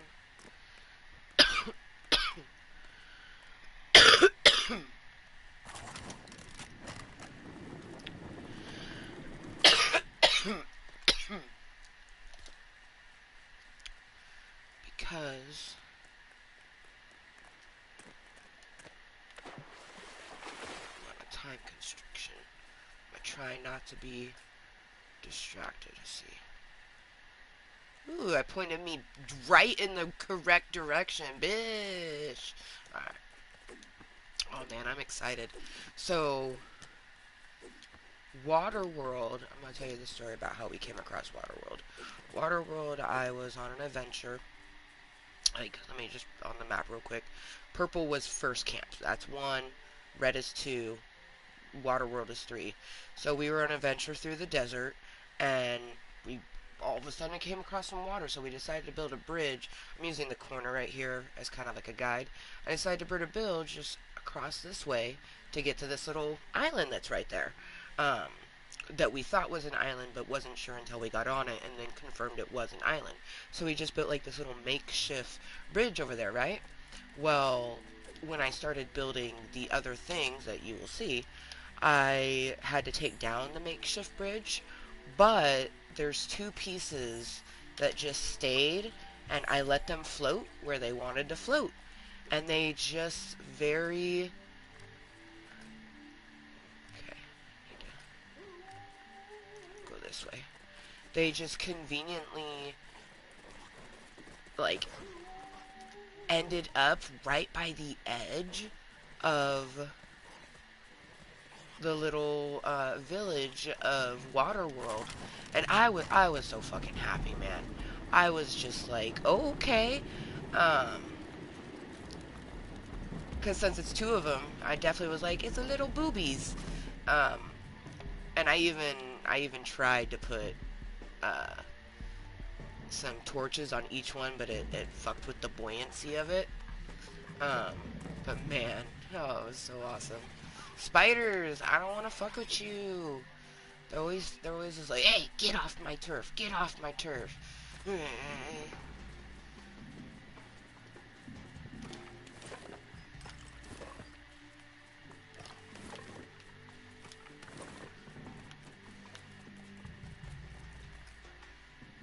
Ah, yes, we are going the right direction. Good job, Amber. Ow!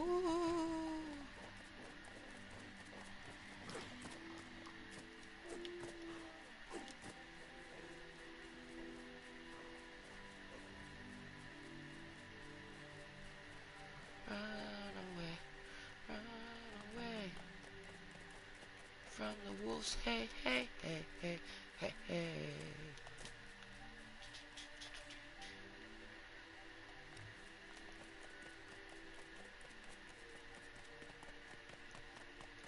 I kind of wish that I had the compass at the top like we have in Battle Royale.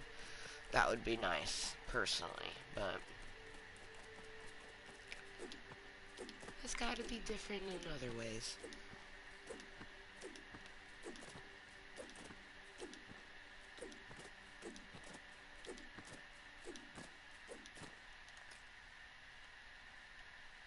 Okay, yeah. We're close. Let's go to the top of this. Jump off and glide. Glide, baby, glide. Eat some corn on the cob.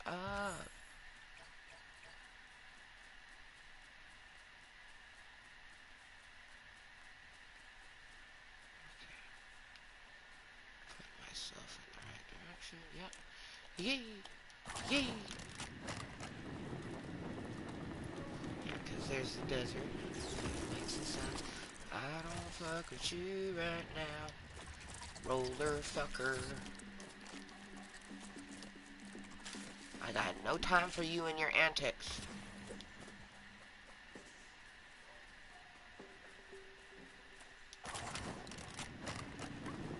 Ah. Yeah, now we're at the area where I know where we are.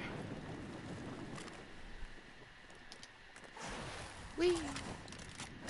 Because that right there is base camp for Waterworld, which originally I thought that was going to be my camp. Because I was like, ooh, it's like a little oasis. It has like some beach stuff, right? And then, like, of course, all of a sudden, I get to the other side and I'm like, wait a minute. There's a whole ass ocean over here? So, this is Waterworld. For obvious reasons of the name.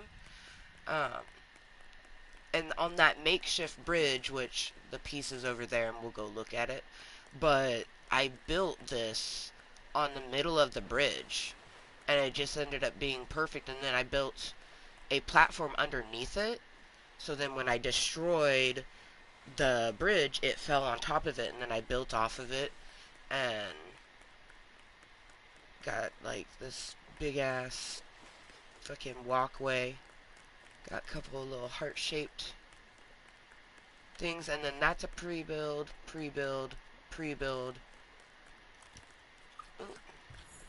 pre-build. This little thing, I built it. This was like I first got to the area, and I was like, okay, I need to have like shelter, and then I have my bed and my little 420 room, lots and lots of jars.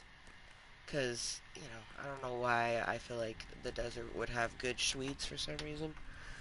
But, since I'm chilling in my 420 room,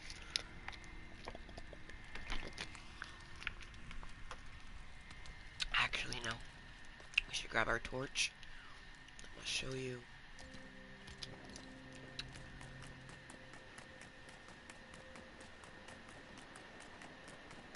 So, this is most likely the one that I'm gonna have, like, it'll be half mine, half yours, and when you bring up build mode, there's like a line, and the line goes through the house. Oh, you can see it right there, that faint yellow line. So everything over here is in the village, and this little, like, tower area is gonna be mine. I'm very satisfied how it's, like, partway through both of the door. But then you come over here, and this is the viewing station to see, you know, essentially the origins of Waterworld. Like, none of this could have existed if that didn't exist. And when I bring up, look at that. It's literally just chilling on the edge. Just chilling on the edge, right? Like, how cool is that? Wowzers, right? And of course, this little bit here is a custom build. There's a lot of pre-builds, but then custom builds. And yeah, it's pretty massive and awesome. So you'll be able to, you know, Oh yeah, this was a staircase that I put in because I almost was like, it's perfectly lined up to make like a loft.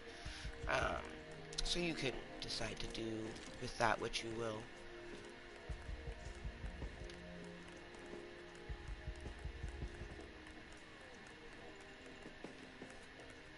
Okay, so mine is there.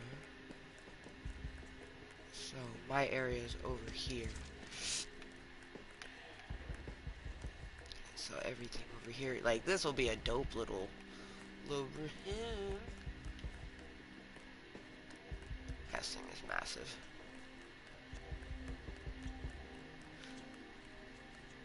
Shit, actually, I think,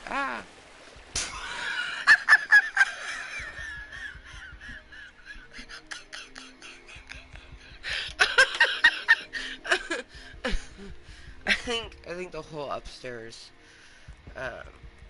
like that, because it's your home, but I have like my little wing that's outside of the domain of the village.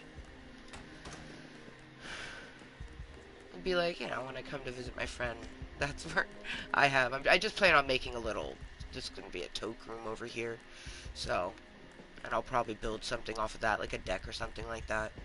But yeah, definitely, like, just do whatever the fuck you want up here. Take it down. You can destroy stuff. After you finish a pre-build, you can destroy stuff. Ooh, I'm definitely gonna have to make this into like a nice ass kitchen or something. Or, never mind, this is your house. You can make it to a nice ass kitchen if you want it. But yeah, I like this little feature of being able to see that. Oh, looks good as is. I mean, it does, but when you decorate it, it becomes next level. Like, this is a room I've decorated for Wrestler. Like, look how nice it can, like, ugh. And then, bitch ass motherfucker. Come on. And then up here, I custom built this area for her to have, and I haven't like really decorated hers yet. And then this is like a little cooking area, and then the boys sleep in here. And I plan on decorating. Haven't decorated for them yet. But over here, this is my house.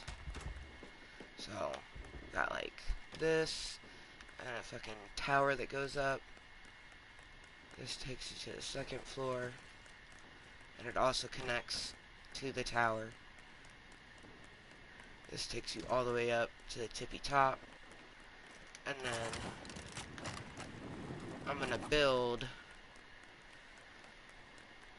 like, that's my guest house. This is gonna be my house. This area here, that's gonna be sort of like in the middle of my house.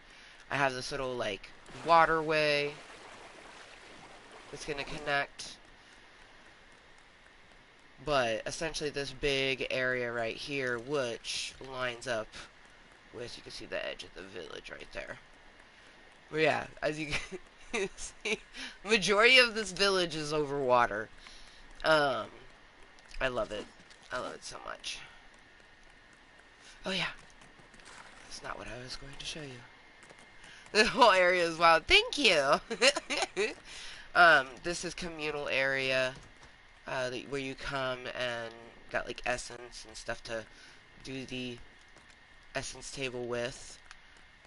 And then I plan on decorating it nice. It's just an area for all people to come and appreciate it. Cute little balcony. Cute little moment. Yeah, man. Pretty dope. I love it. I love it so much. And I plan on putting up, like, railings and stuff like that. It's by no means finished. But, so everything is a pre-build except for what's gonna be designated as, like, my palace. My palace is next to my house. Because, We bougie out in the very French. Thank you! Ah, I was totes going for that sort of feel. Thank you. Thank you.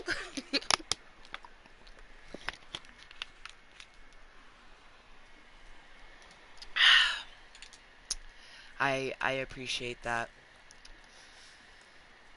Custom build walkway, but I'll just build something over it, so that will eventually get covered, but this comes up into this portion of it.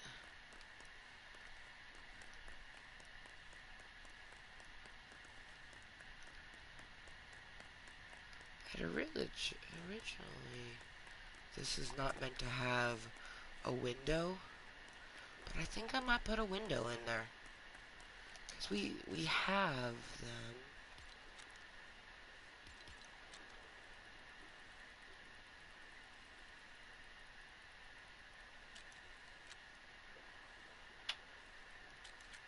Big ass ones. At least I thought we did. Oh,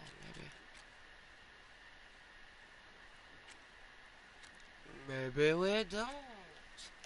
That's disappointing.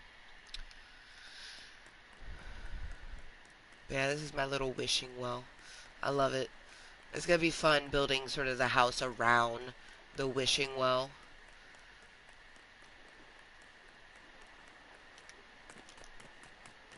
It was like, oh man, it was so wild to build all of this, because I mean, we're on water. You know what I mean? Like, I love how perfectly flush it is. Like, if you bounce the water too much, you can see how it splashes up onto this. I love that.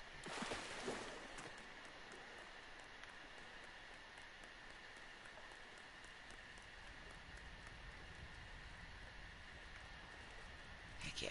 Alright. Alright.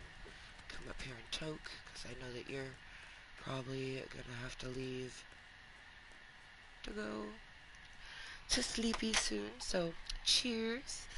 I'm so glad. Like, I'm actually really thankful, because now I've managed to show you, you know, my little lonely island over there. You've seen the purple camp, and you've briefly seen the red camp. Um, or maybe you've seen more of it, I don't know. But I know you haven't seen Arendelle, so next time I'll just have to make my way that way. Thank you for... Damn it. Thank you for sticking around so I could show you. Apparently he's gonna whack some shit while I'm on it. Oh, and this village is level 10 also. Ooh, I can add one more villager. Ooh, is anyone visiting? I don't think so.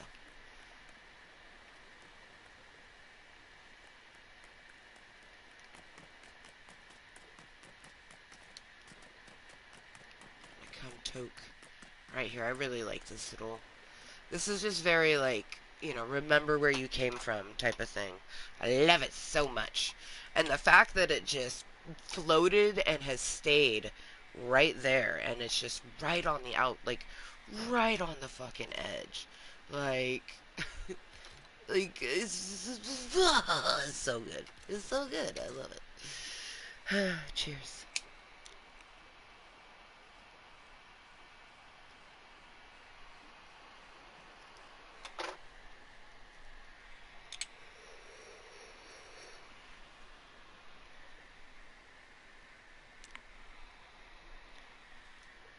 Oh.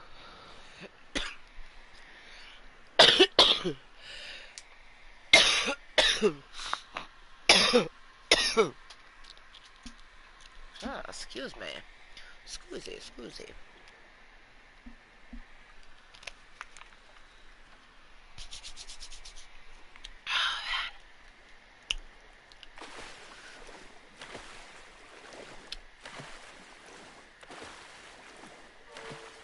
Oh, damn it, you are hungry. I'm hungry and I'm hot. That's why I was making my way towards not the desert. will come to drop off stone. That's what those 2 chests was at my mansion. Ah, crap. My fucking stamina was non-existent. Can't deploy your glider if you're burning up.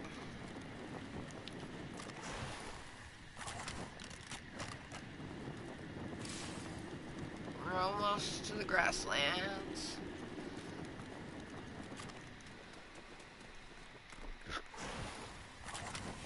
And there's base camp 2 right over there. That's what's pretty awesome about base camp 1, 2, and 3. Camp Kottontale, Base Camp 2, and Waterworld is they're all about the same distance from each other. And I think Arendelle too, like the distance from um, Kottontale Camp to Arendelle I think is about the same distance. Hey chickens. Oh, I love it so much how it looks like a little birdie flying, and if you go from other angles it looks like a dragon. This one is all me, except for the tower. The tower is the only thing that is a pre-build. Everything else is me. I love it so much. I'm gonna take you to a 420 area. Because I'm just gonna show you shit until you are like, I must dematerialize. This was like my little makeshift 420 area, right? I'm gonna sit here so I can reload this, because I'm gonna do one last fresh toke as I send you off, especially because in 1 minute it's gonna be 12:12 for you, and that is Mooiisstt Motherfucker. Alright, nighty nights. Unless you decide to stick around for 1 minute for 12:12.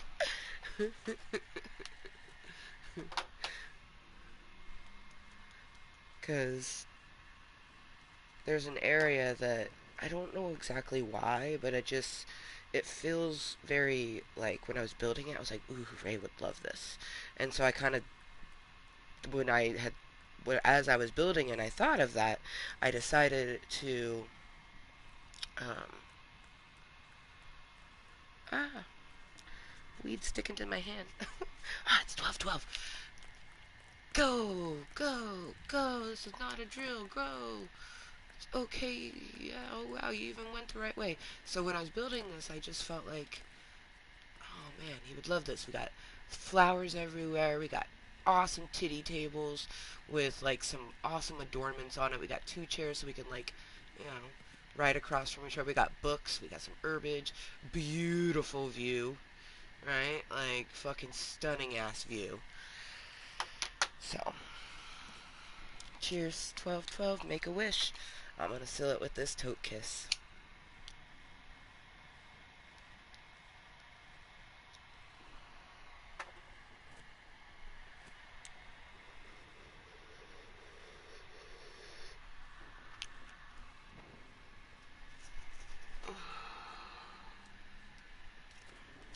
Perfect, as it's 12:13. Thank you, my best duder. I love yous. You are amazing. I appreciate you. You have immense value if you ever question it. Oh, I changed up this rug. This is a 420 room. Your life has a lot of meaning and I appreciate you. I feel like I've shown you this before. With my little loft and my bathroom.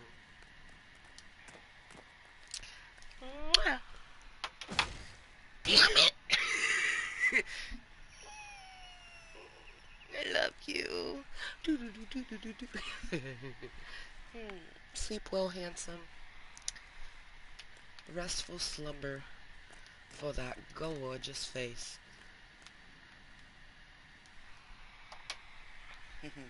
Oh.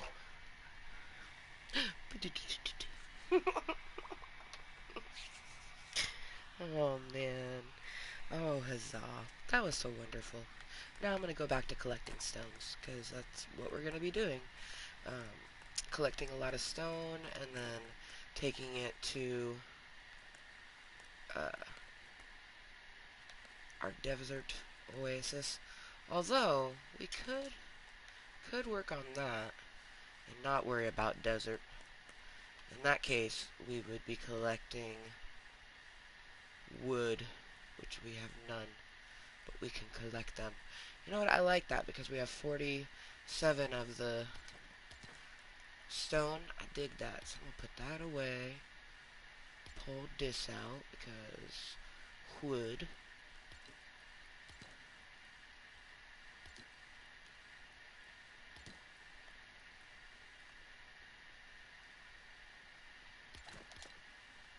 Alright. Wood. Wait, which way are we going? This way. I like how we were wondering which way we were going, and I literally put 3 platforms to push me in the direction that we want to go. So this is going to be a bunch of pre-builds, and we're going to reconstruct this at some point, which is going to be badass. I was going to, like, I forget where. I don't think it was this one, but there was one where I was going to tear it down. And Rainbow was like, no. And then that gave me the idea to, like, keep this, have the house be in between for lookout towers. And I did, each staircase should be,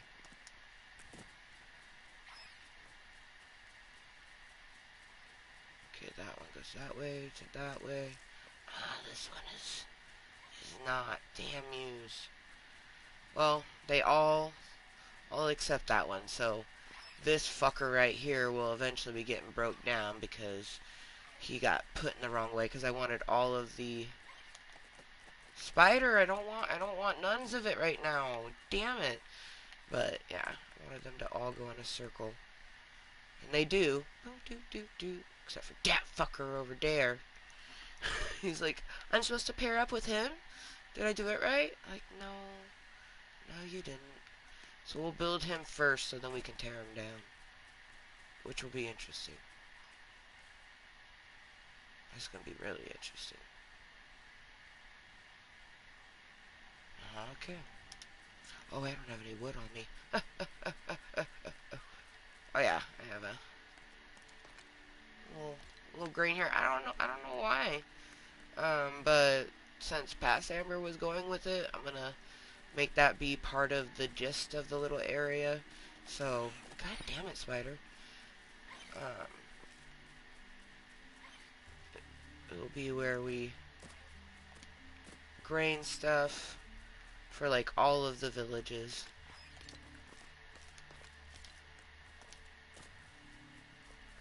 The spider is seriously like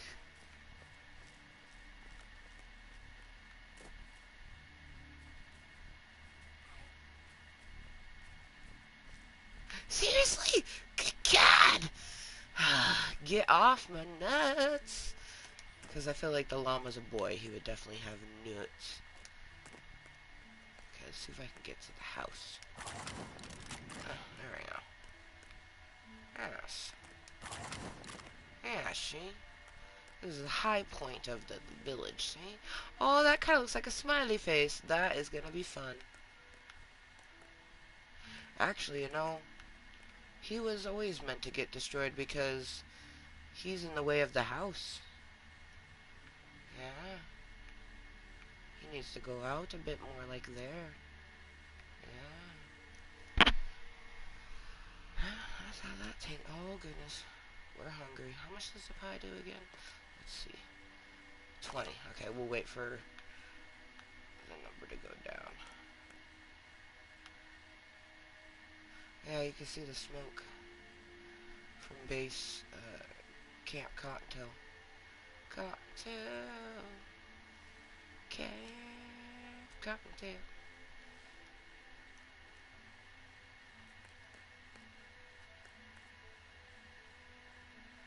Also, they're probably like two long houses. Or maybe that was like, oh, maybe it was supposed to be 2 individual houses. Dude, I feel like this spider is just straight up stalking me.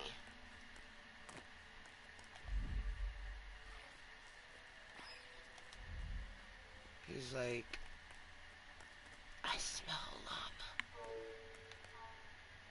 I'm hungry, but I'm not starving.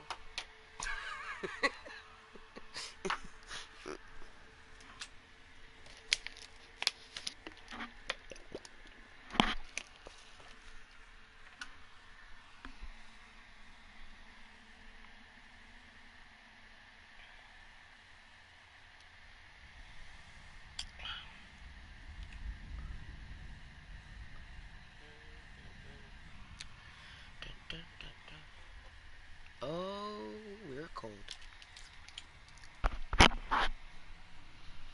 Happy 420 summer.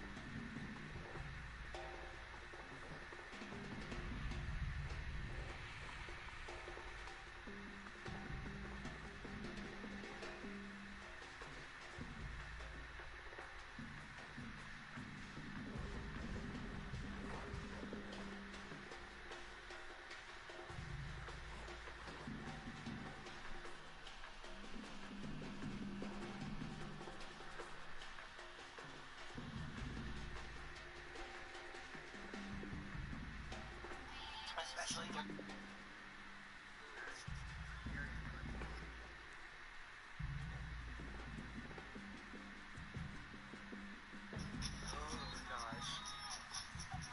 So Monday I go check out an apartment that I'm on a waitlist for. I'm kind of freaking out. But my hands are so palmy. I have a very easy bowl, so I'm gonna be one whiskey. But just cool this a bit. I think this weekend I have a lot of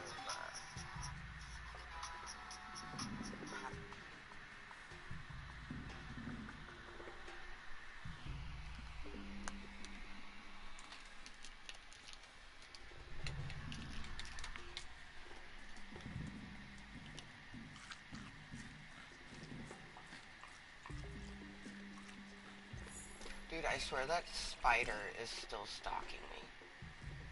Like, he sees me and he knows.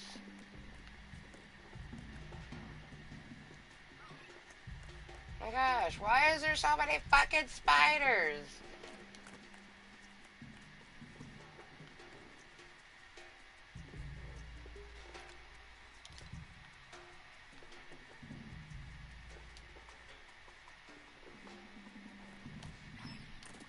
I need to go collect wood anyways. Fucking spider. Dude, look at him. He's like, you're not gonna run away from me. I'm like, says you.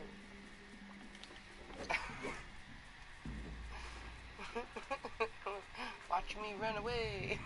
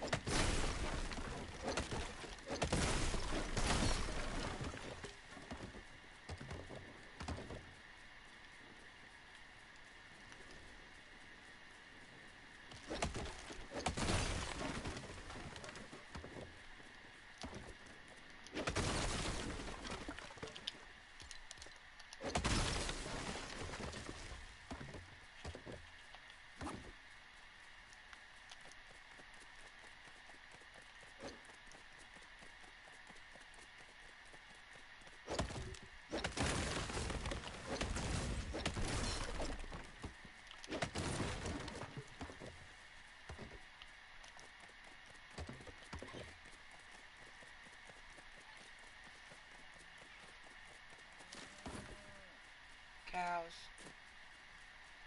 I want you to know I'm milking these cows.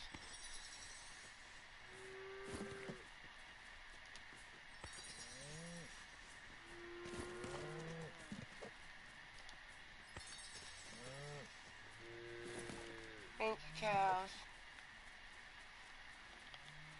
Good little besses.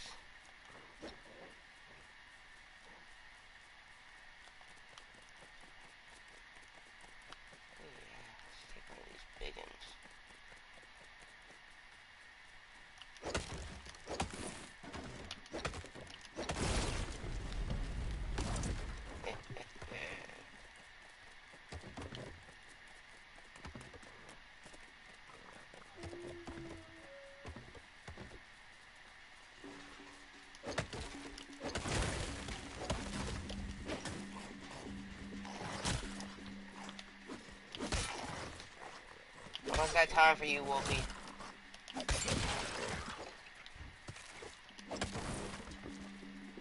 Wood chopping.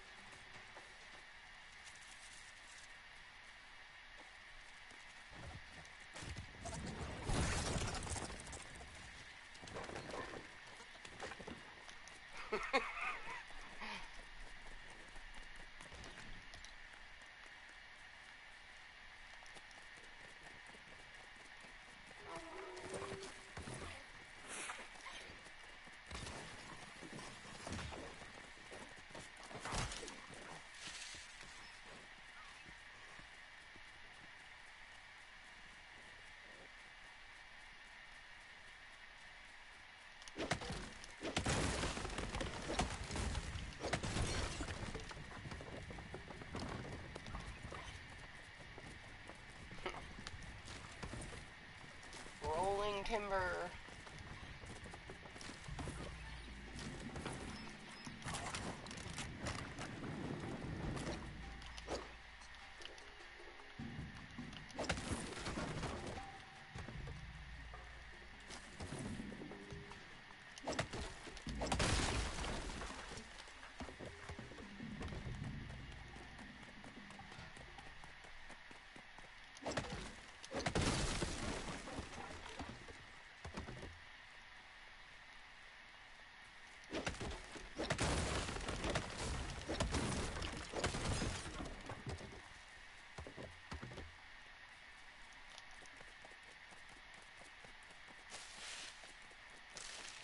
Yeah, fallen wood.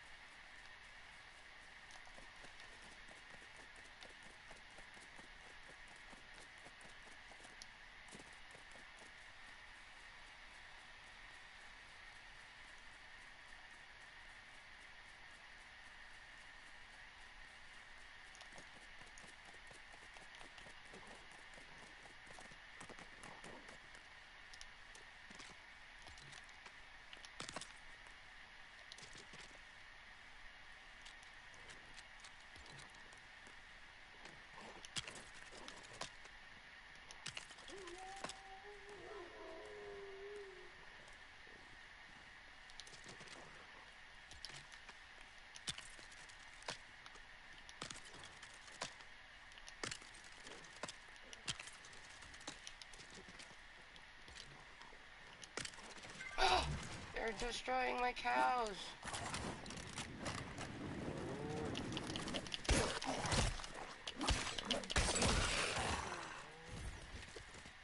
You guys okay?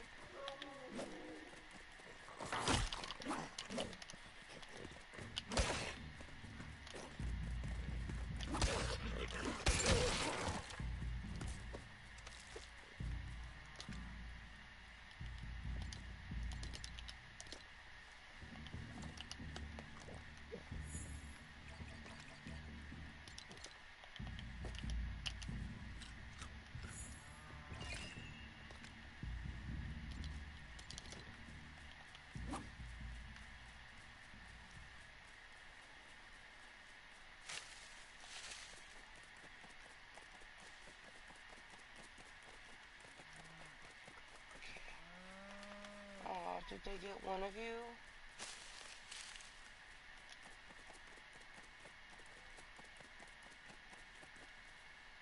That was chickens.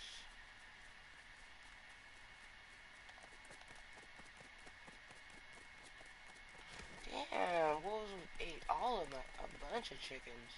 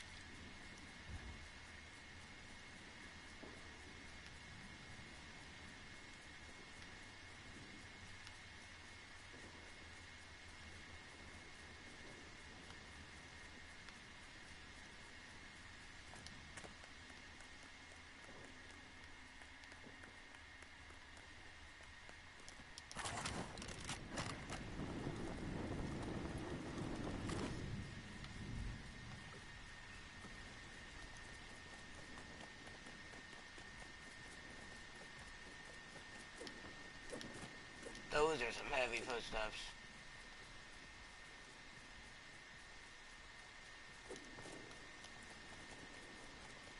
I'm trying to find out where.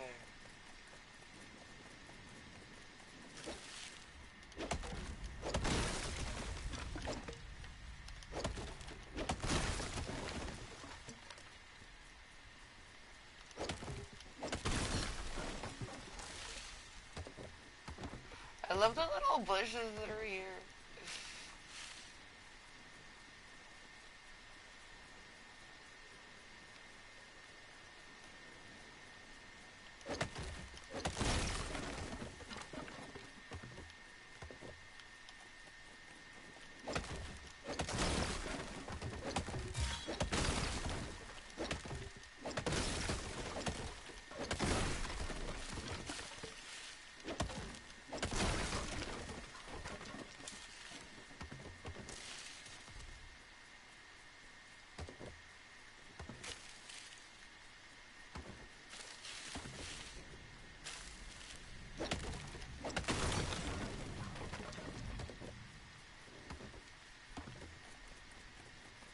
Look at them where they re-sprout. They're so adorable.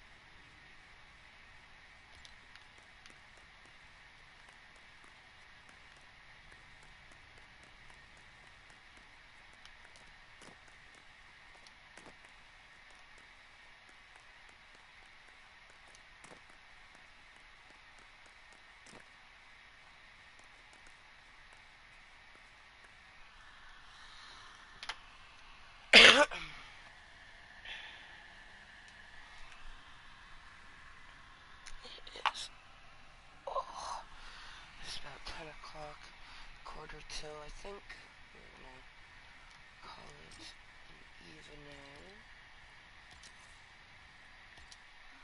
Brush my teeth, get snuggly. Oh.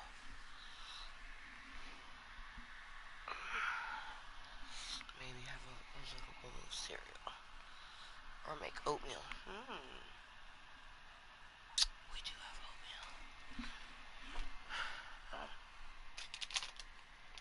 Here we go. It's